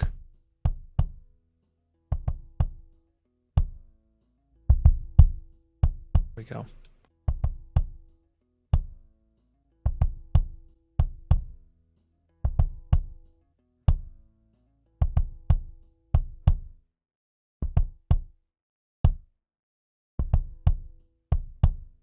I don't mind the bleed, but I know that over time, all this bleed's going to end up adding up and cause phase. So for the kick, I'm just going to keep a little bit of the gate on.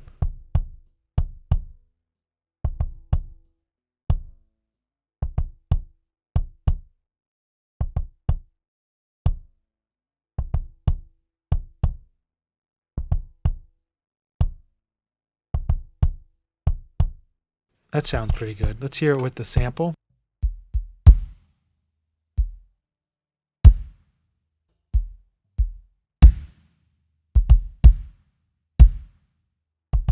Check phase real quick.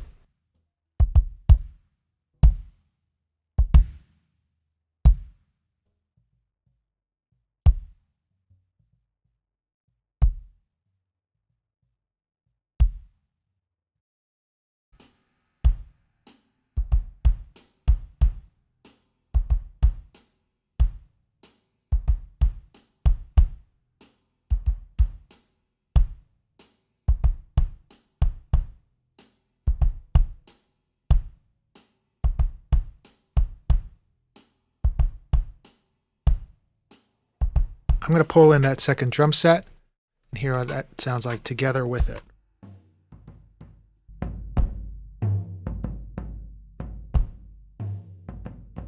Let's pull a little bit of plate on it too.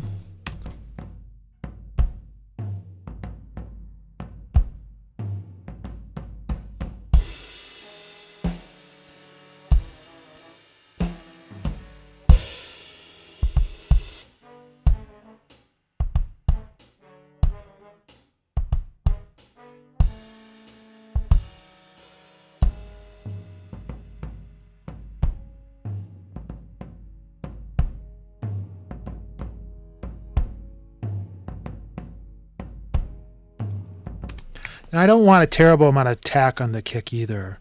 Usually when we're kind of getting a drum set together, you're going to start pulling EQ left and right. For this, since there's a lot of bleed, I'm doing a lot more balancing and phase checking than I normally would, probably because it's easier to just find a balance that works really well for the song. As you can see, I might not even EQ these toms on the drum one bus because I feel that the low end from the other one, the pattern part, is giving me enough low end.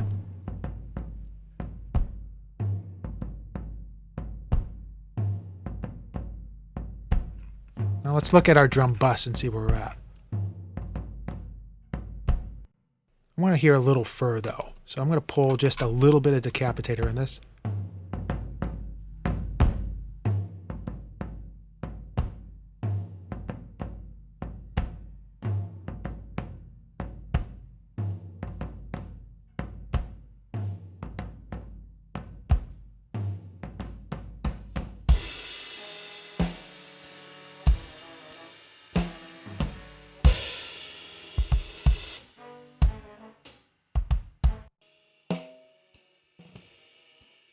Pull this guy over.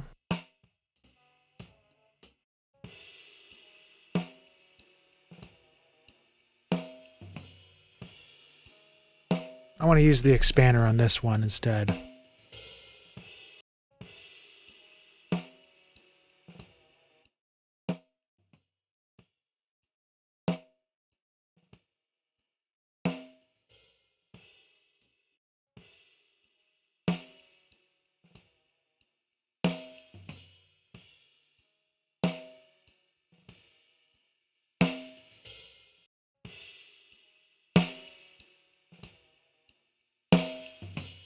That sounds pretty good.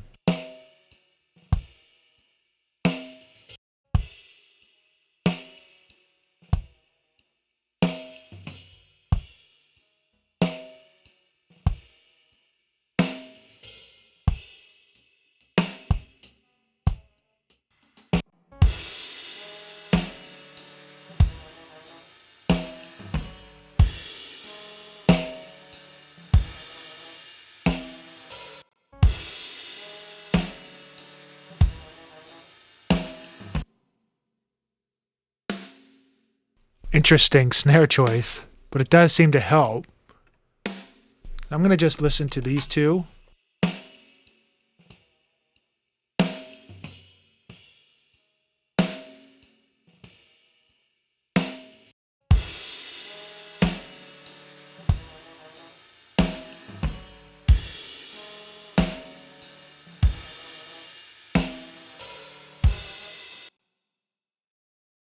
First and foremost, gotta bring in my drum reverb. I like to put this on the sample so there's not any kind of bleeder issues.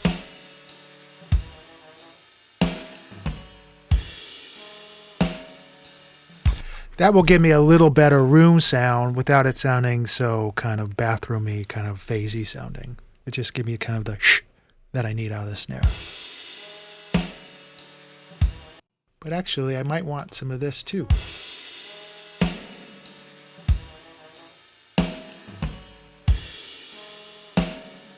So this is the reverb on Abbey Road plate. And this is the setting. It's about halfway up. This is the same reverb I have on the toms and the hi-hat.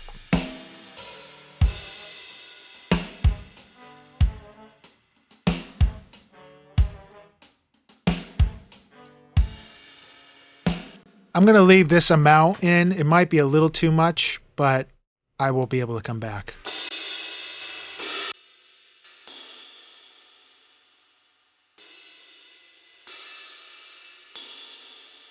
I don't need the rooms for the cymbals, so I'll just mute them and hide them, and that way will give me a little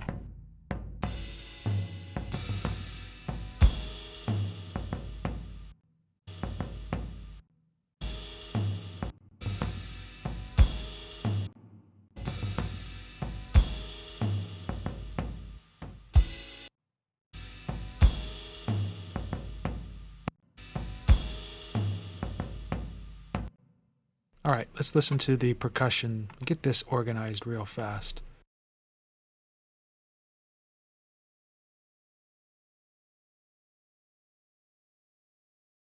Now it looks like there's a room mic and stuff on these percussion tracks, the shakers. So we'll decide if we need to keep any of that or if it's just going to be distracting in the mix. Now the key thing is you don't want a ton of room sound. This is probably an overdub, but there's still going to be the room sound. So I would like to take those out if it needs to be a little better. So this looks like the same performance. That or they're just doubled. We'll find out.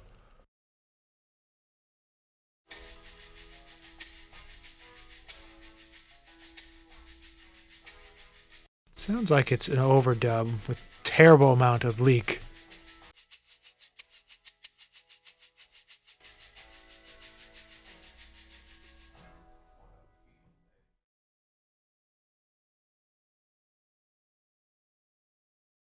Listen to that. These are together. I'm fine with that. Let's listen to this. Quite a lot of shakers. Don't need that.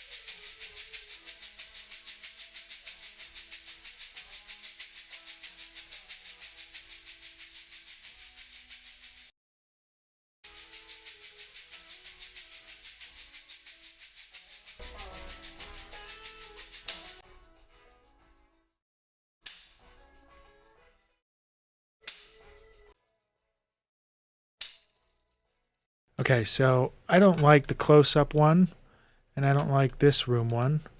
So I'm going to just keep this guy. It feels pretty harsh, so I'm going to take this down a little bit and there.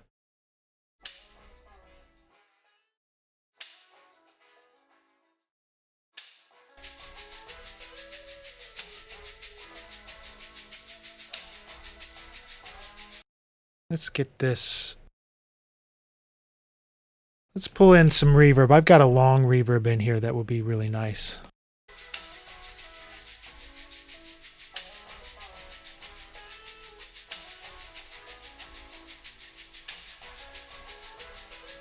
Now this reverb is my Fab Filter Pro R.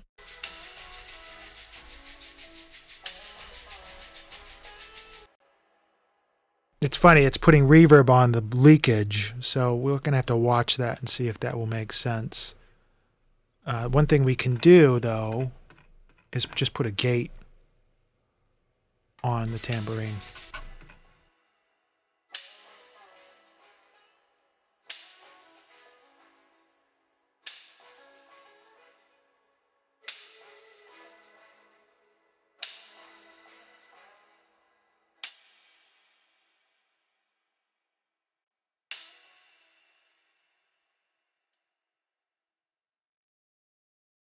hear it again?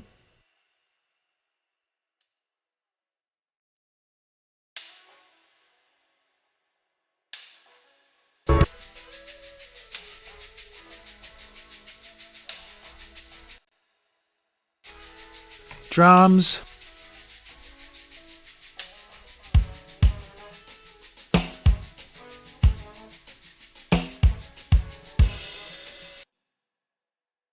Let me real quickly put this snare trigger in there.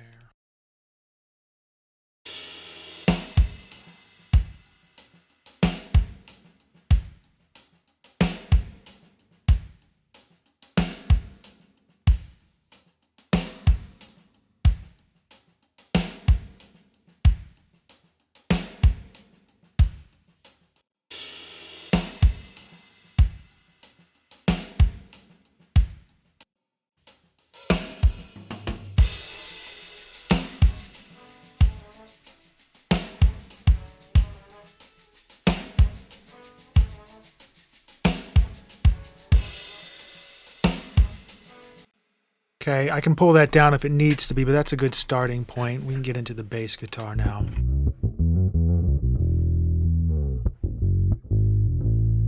First thing I want to do is check phase. Now this is between the DI and the amp signal. So that's out of phase. I'm going to leave it in phase right now. Put it in my chain.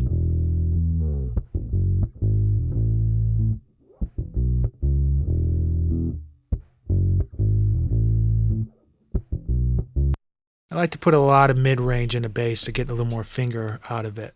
Let's see if we can push it. I'm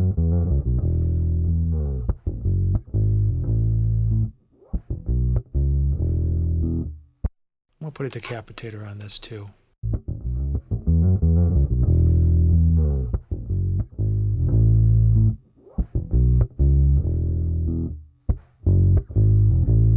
Let's pull the drums in.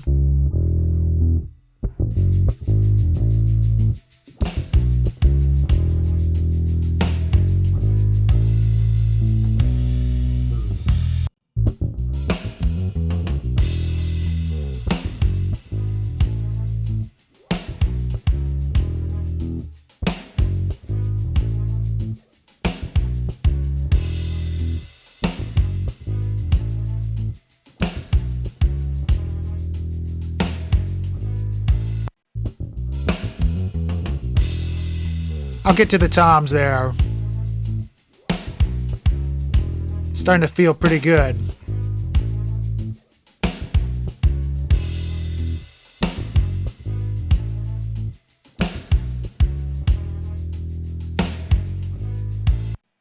Now this is before I pull in any kind of compressor or EQ or anything on my two bus. Right around now I will go, okay, I'll pull this in.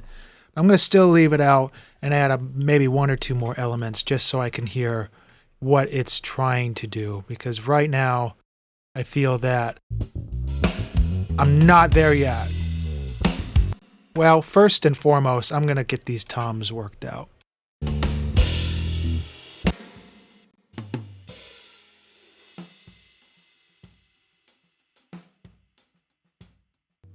Let's put the SSL waves on the toms. I actually like the way these sound.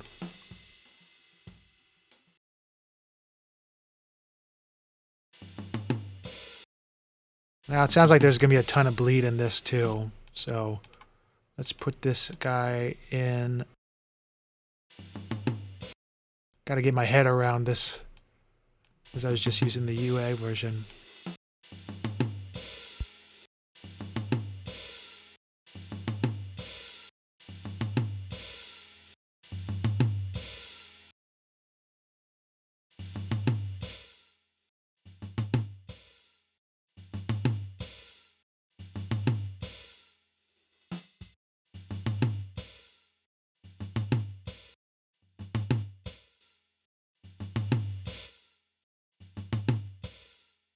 Now for the toms, I can get a little bit, but there's going to be some pokage through it. I just want to get some of the beef out of it. Same as the floor. Now the floor, I'm going to definitely want to bring it down more thunder.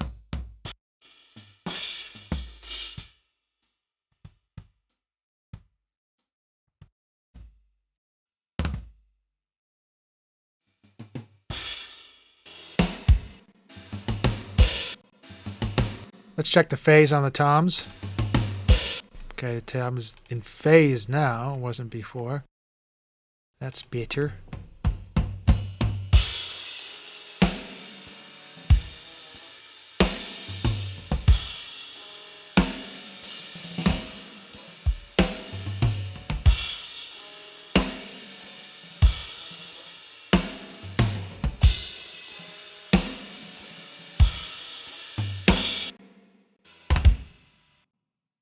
One more check in the phase.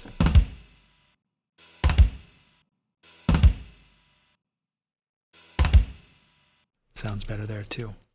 Same spot. Let's pull in the bass again and pull the guitar up.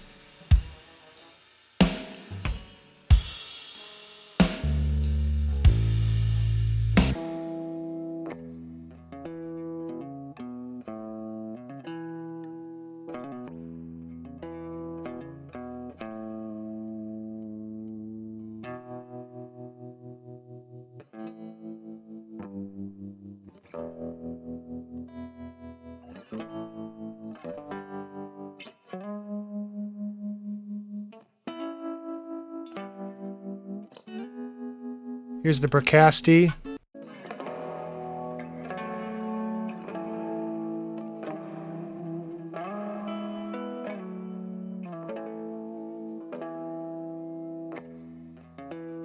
I'm also going to put a spring on it.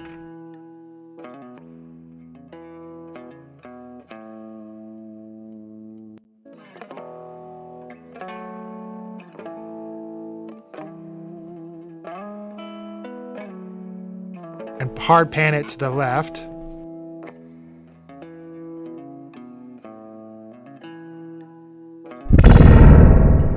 I like doing that.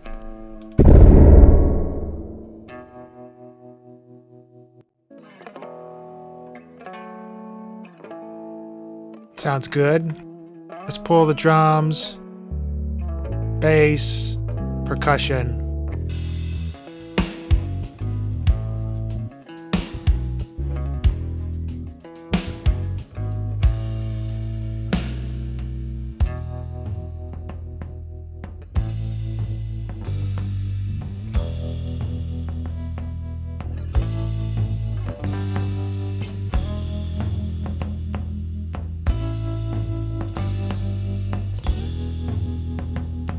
Let's listen to the ref real fast. Stop now, what's that sound? Everybody look what's going down. Stop now, what's that sound? Everybody look what's going down.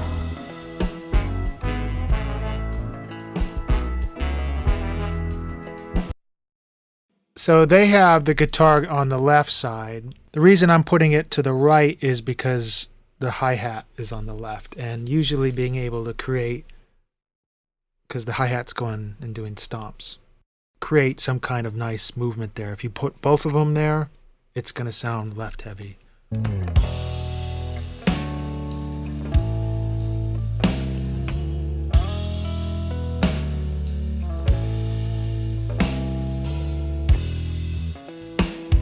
Let's bring in, all right, I'm going to bring in this guy, my tubas.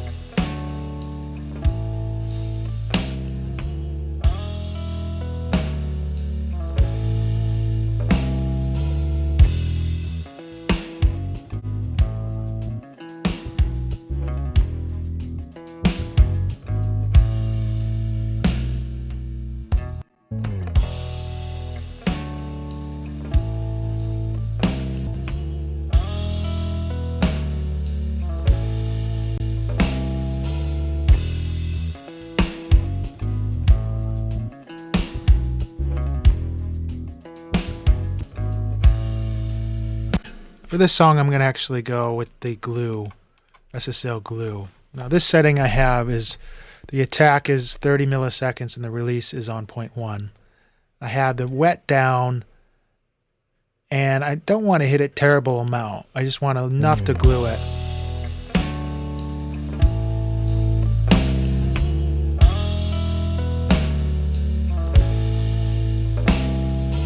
Keep an eye on the print.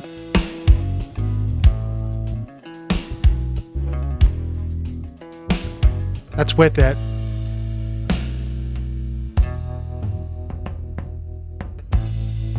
Let's pull in this piano.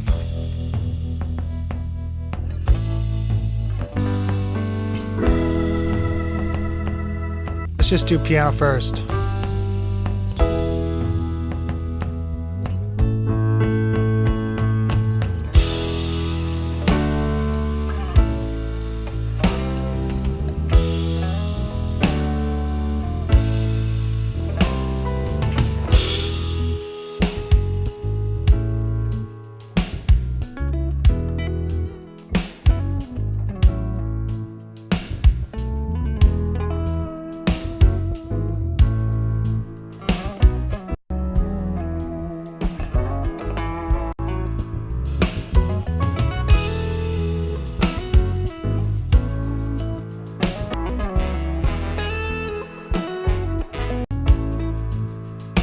We'll get to that solo.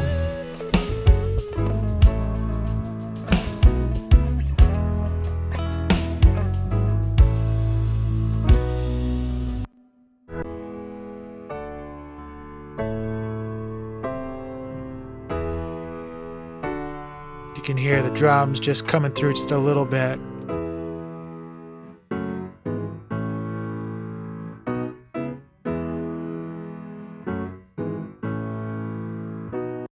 A tiny bit of EQ on the right side will add just a little bit of air. I'm going to put a little bit of reverb on the right side as well on the piano.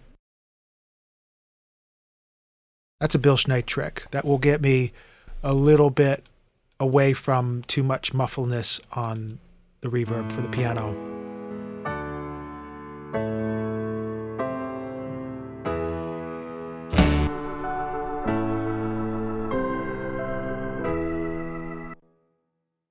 I'm getting closer to the point where I can just open it up.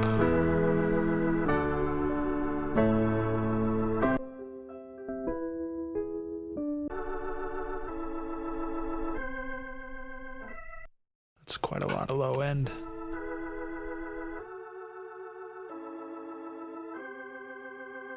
Actually, I think maybe some spring on this too.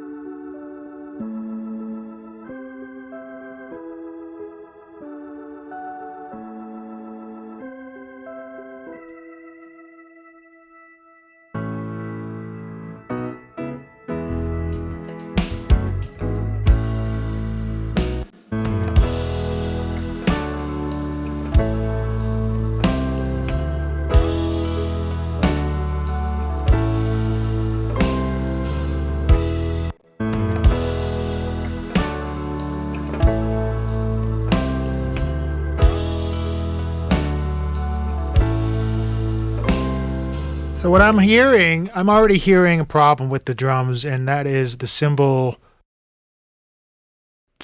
are crashing every time the actual gates on the toms open. So I'm going to have to go and just hand do these real quick and fast forward through them. And I'll just hand gate them because they're causing way too much issues.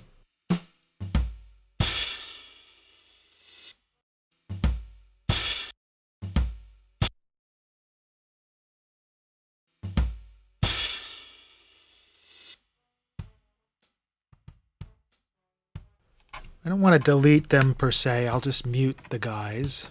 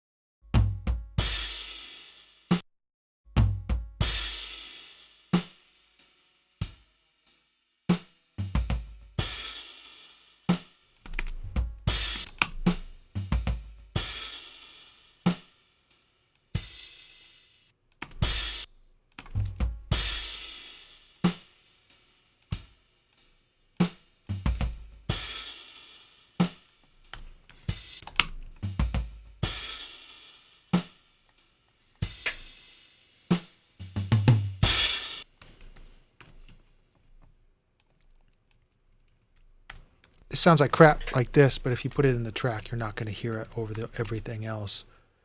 And it's taking all that horrible harshness out of the cymbals.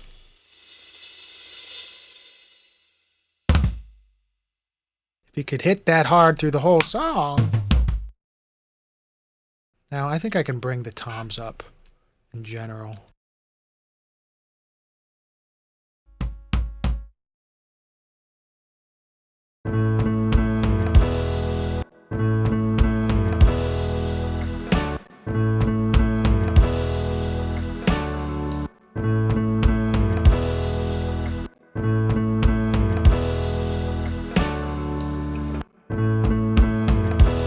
Earlier I put it out of phase, the floor tom, and now after bringing everything up and cleaning it, I think I can pull it back up and it'll be fine.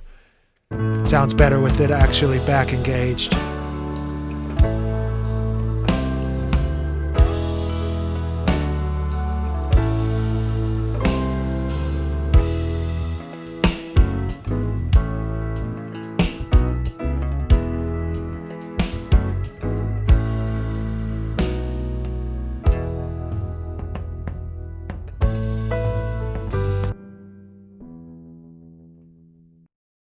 Back to the Wurlitzer.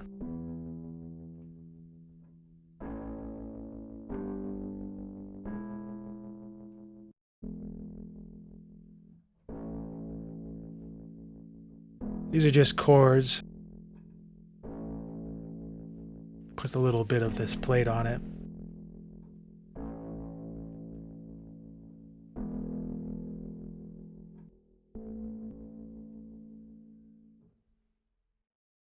I'm going to play the melody of the keyboards here.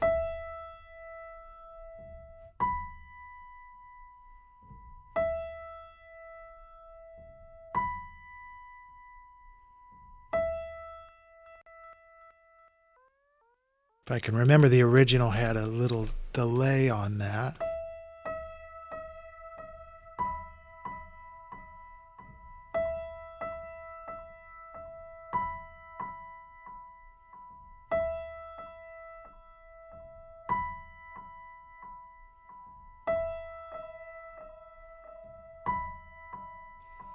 Just put a little bit off.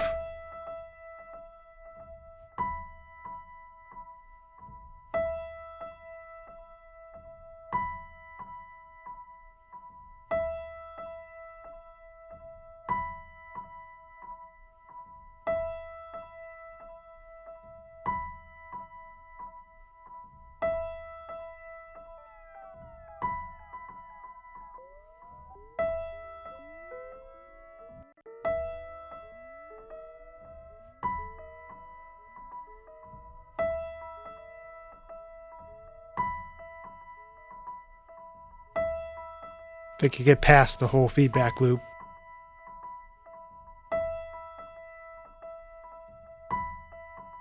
That's pretty cool. Sounds like there's an 8th note and then a 16th note, left and right.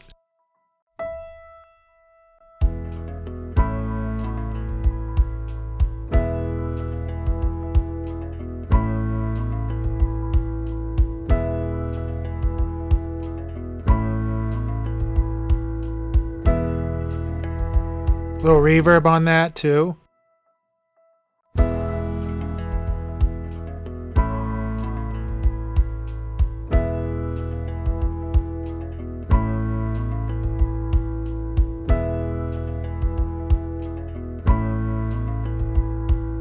Peace. Hoping.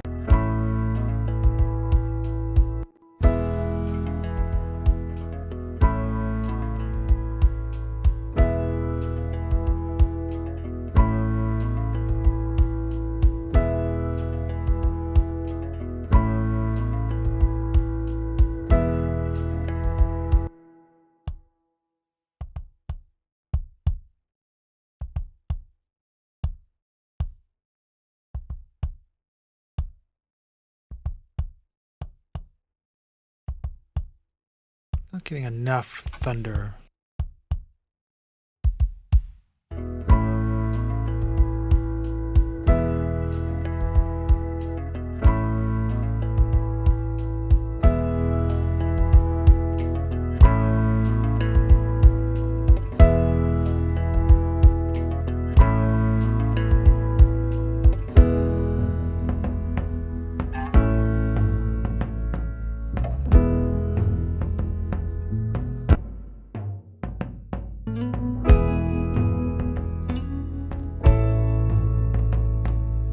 I don't want it to be too defined. It's a little more kind of pretty.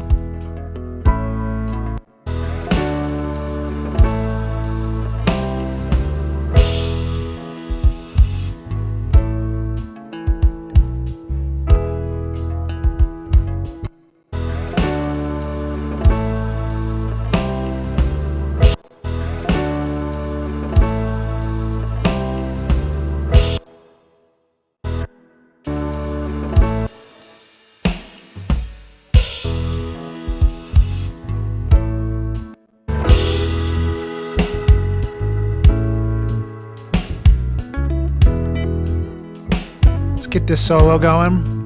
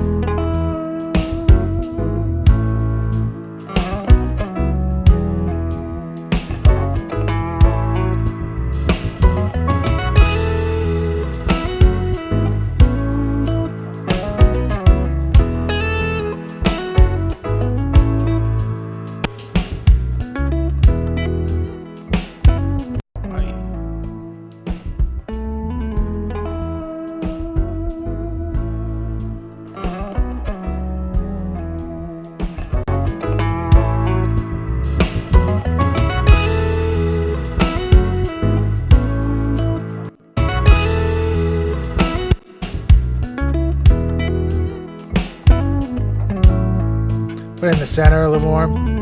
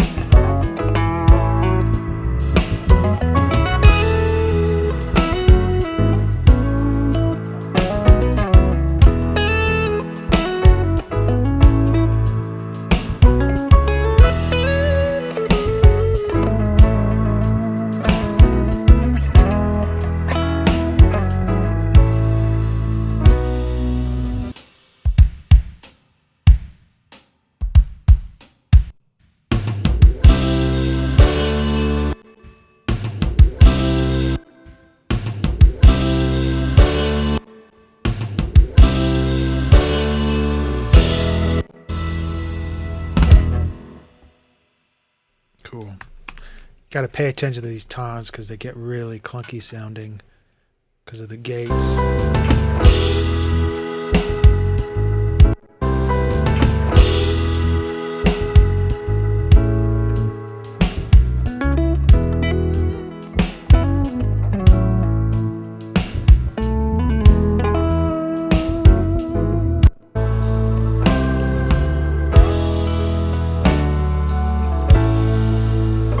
Let's go to the brass. Picking up the pieces with you. We can go and spend the sunny days on the roof. The streets are mellow out our heads when we're down. So if I just hit play,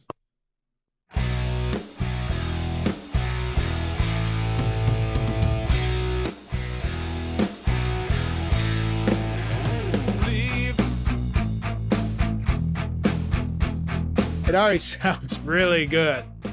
To be honest, I'm a little worried I'm gonna probably really mess it up. But today's focus is more about creating elements that are different than just the flat kind of track. I do want to hear the distortion of the bass.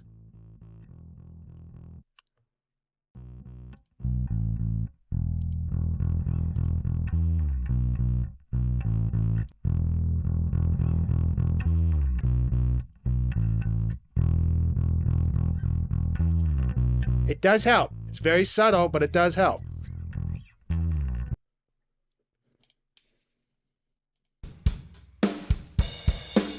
Good old Taylor Hawkins.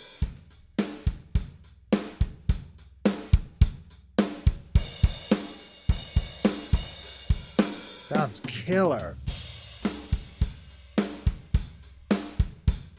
Let's hear the overheads by themselves. You can hear 606 room just in the overheads.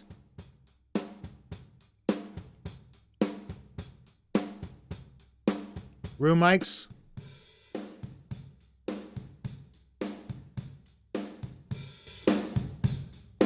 Just for fun.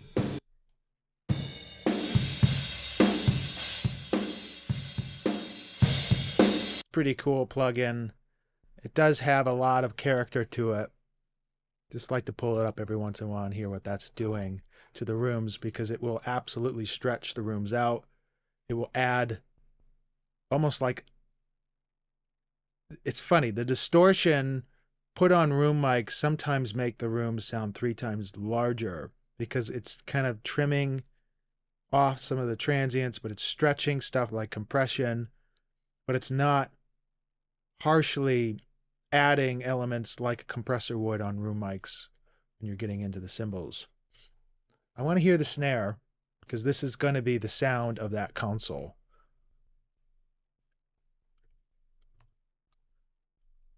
First thing I do want to do after everything is in line is make sure, for me, I have my inline, which is kick drum, snare drum, hi-hat, tom up and down. There is samples on the toms, but I put that after. I'm going to mute. Oh, looks like we have... It does look like we have a percussion thing. I don't even remember what they call that. Or rabber. I'm going to put that in here. Back into the percussion stem. I'll take this out, number 13, before I forget, and then pop that into the percussion group, which is 13, and then add it, and then pull this down to here. This ugly brownish, orangish red. Perfect place for it. Overheads, it looks like compressed, some distorted sound. What is this ride? Is this a ride? Physical?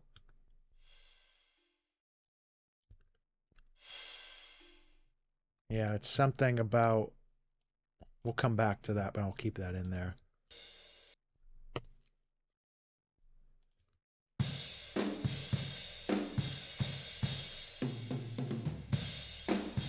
Now, do you, when you're listening in stereo, do you hear Taylor's kick drum is a little harder on the right and the snare is a little harder on the left? That could be an assortment of things. It could be high mics, it could be high and low, but don't let that distract you, because the beauty of drums are the fact that when you start making things too locked in the center, it starts, I don't know, it just starts sounding artificial, and anyone can get a really good fake synth rock drum sound these days with amazing samples. So by having elements that are a little weird, like the kick drum kind of tickling on the right and the snare tickling on the left, when you pull that into the full mix, it starts making a lot of sense. All right, this sounds like a salt shaker mic. Really cool.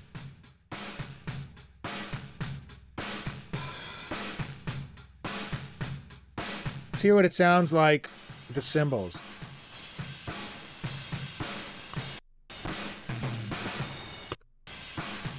I mean, it's kind of always on, so you have to know that, like, it's going to get a little abrasive if you don't watch it.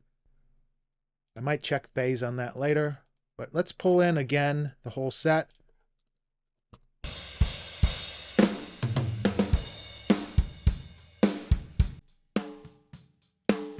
Whew. That is amazing sounding snare. A lot of character there. And that is the Sound City Neve, the one that you've seen on the documentary.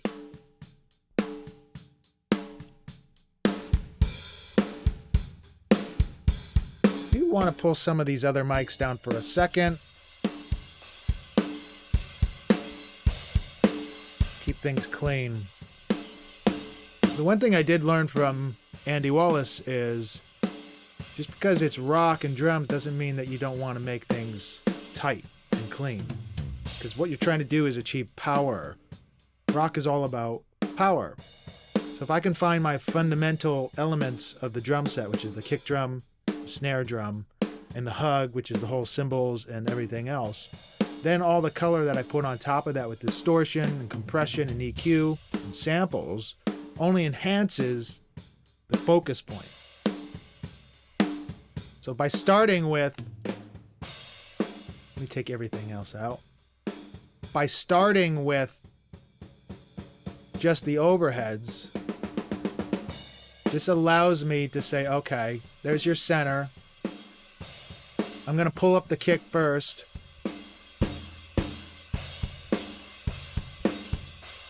I'm going to check phase on everything.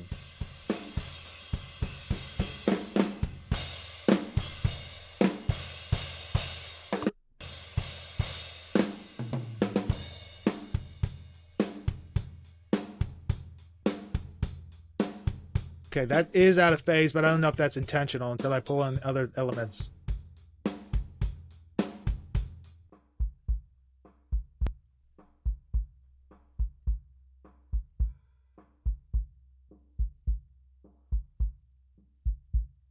All I want is everything below 150. I don't need anything above that. Pulling in the overheads again.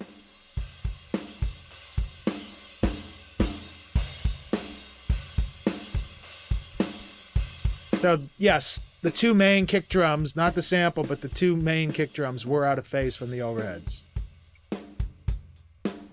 Here's out. Just tighter.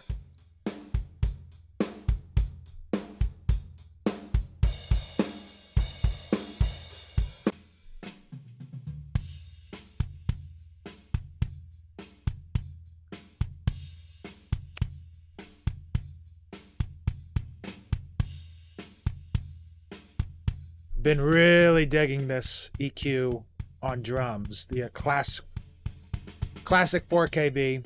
This will get me started with where I need it to be. I'm going to take out some of the presets I have, but I'm going to focus on this actual expander that I really like. Some people hate this step thing. I freaking love the fact that this is step because it makes options really easy.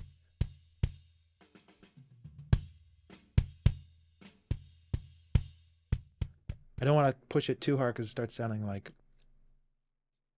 pancake. It's interesting. There's no EQ going on. Just the dynamics. Out. In.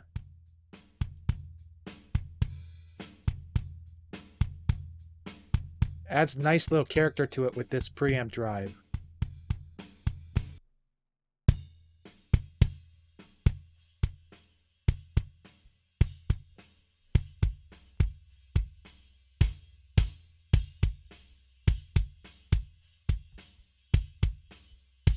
Not too clicky though, for my taste.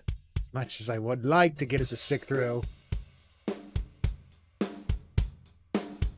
I want it to be more of a knocking on the door sound than like a tacked metal sound.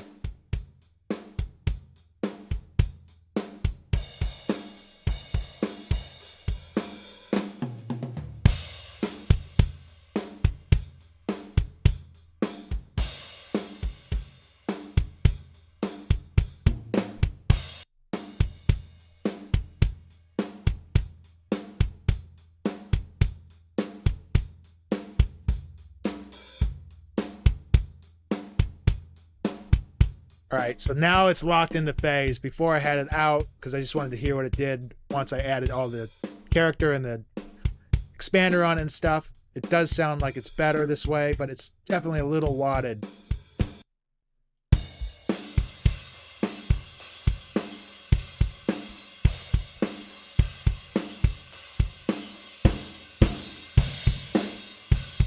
That's with the room. It's not doing much.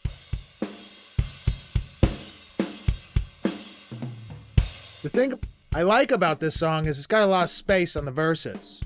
So the kick drum can actually take a part of it. So once I get everything in line, I'm going to start pulling in samples to create the inspirational aspect of the character of the track. And right now, again, we're focusing on kick, snare, and the hug of the drum set.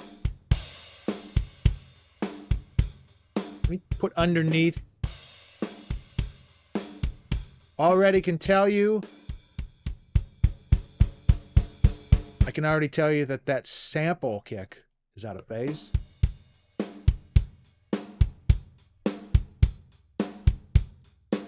It's got a great rock sound to it, but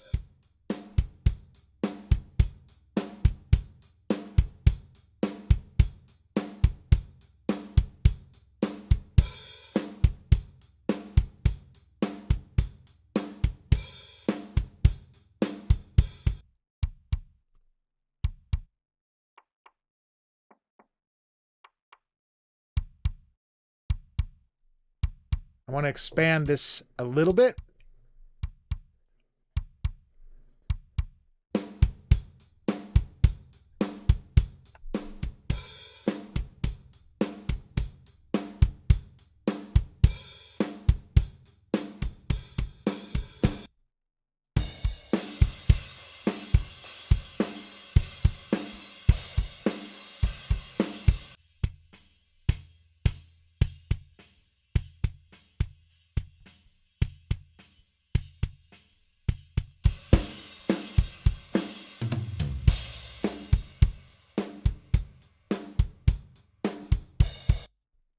All right, now I have that in. I'm going to pull in the overheads again with the snare. There's really not much to do on this. I will put a little top in on it on my favorite little Blackbird DVQ.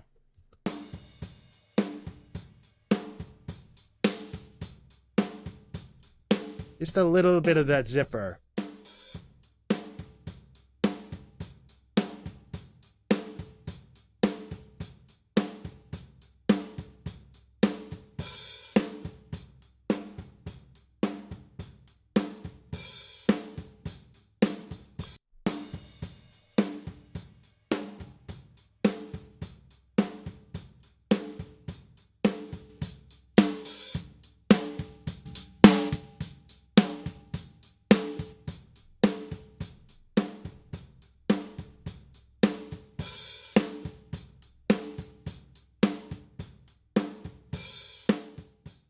You watch what I just did. I used the mic line amp on this Neve channel to create a little bit of compression.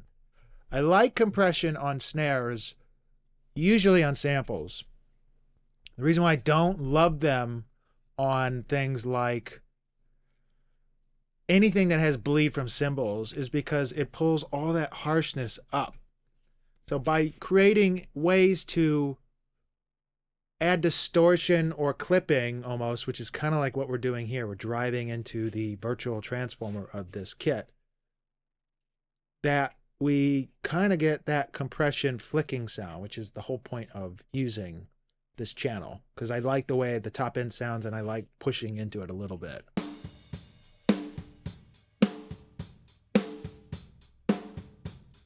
Out, in.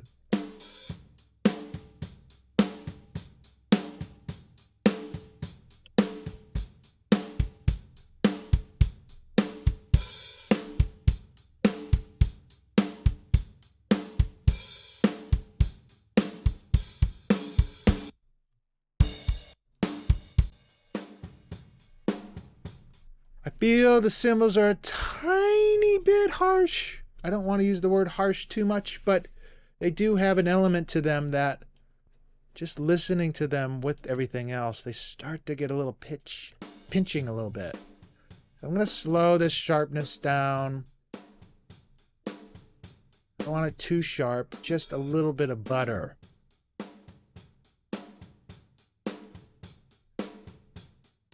When you watch when it hits the cymbals,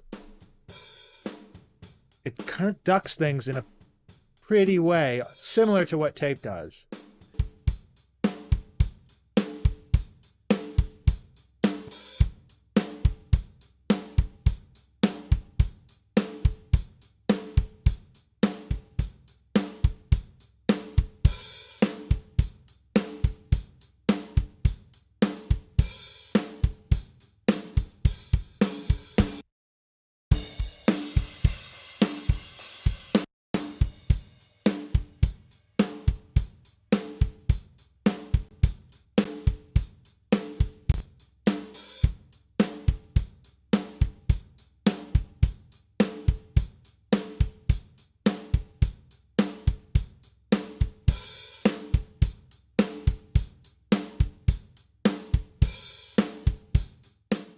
The kick drum is supposed to be a little muddy right now. I'm not intentionally leaving that like that on purpose because I want to pull up the bass and figure out where the low and bottom octave is going to land. Sometimes it is the bass guitar and rock tracks more than the kick drum because the kick drum is moving around and doing a lot of stuff. I also know I want to add a ambient sample to the kick drum because I feel like the song, when you pull up the rooms and stuff, if you pull up the rooms too much, then the cymbals get too much. So you're not getting that ambience of the kick drum room. And that's a cool trick you can use to create a little bit more inspiration and emotion out of the kick. The snare is a little easier to get away with specific reverbs, but kick drum is tricky because of the way the low end hits the room and stuff. So I want to hit this just right on my 2 bus of the bus drum. I want to open up my bus compression on my drum bus and just keep it floating there until I know what might be right. I'm actually going to open up the distressor as well. And as of right now, I don't know if I need the decapitator, but that can be used just to goose it a tiny bit more once the whole track is set. Because once you have the drums going and a lot of ambient guitars and screaming and punchy vocals, the last thing you need to do is add more compression or more parallel compression to try to get any more energy out. When most of the time all it really takes is a little bit more harmonic push, like in a decapitator or something. Food for thought.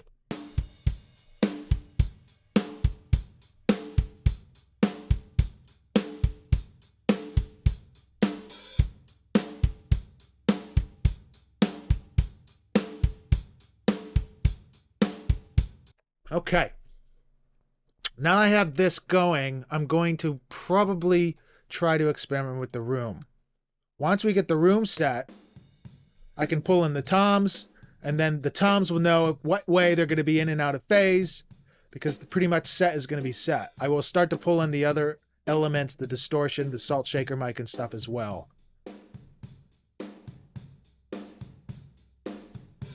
I love this plugin. It is now almost 8-9 years old, and it's still one of the best sounding limiting amplifiers in the box realm. Because it does this one thing. Watch that meter. It's not moving. And listen when I turn it off.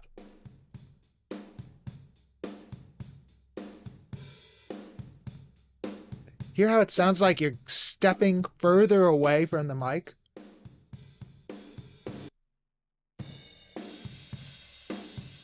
This thing just stretches the room out in such a tasteful way without artifacts of the cymbals or anything else, pretty much.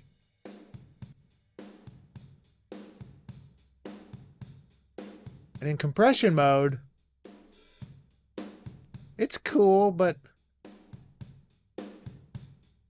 the limit mode, it holds the whole room together, but just stretches us out. I'm going to try that with the set.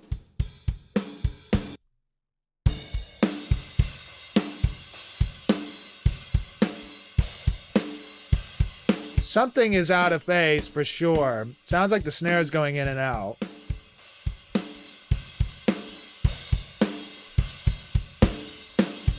I'm also going to swap phase on this to see what that does to the whole drum image.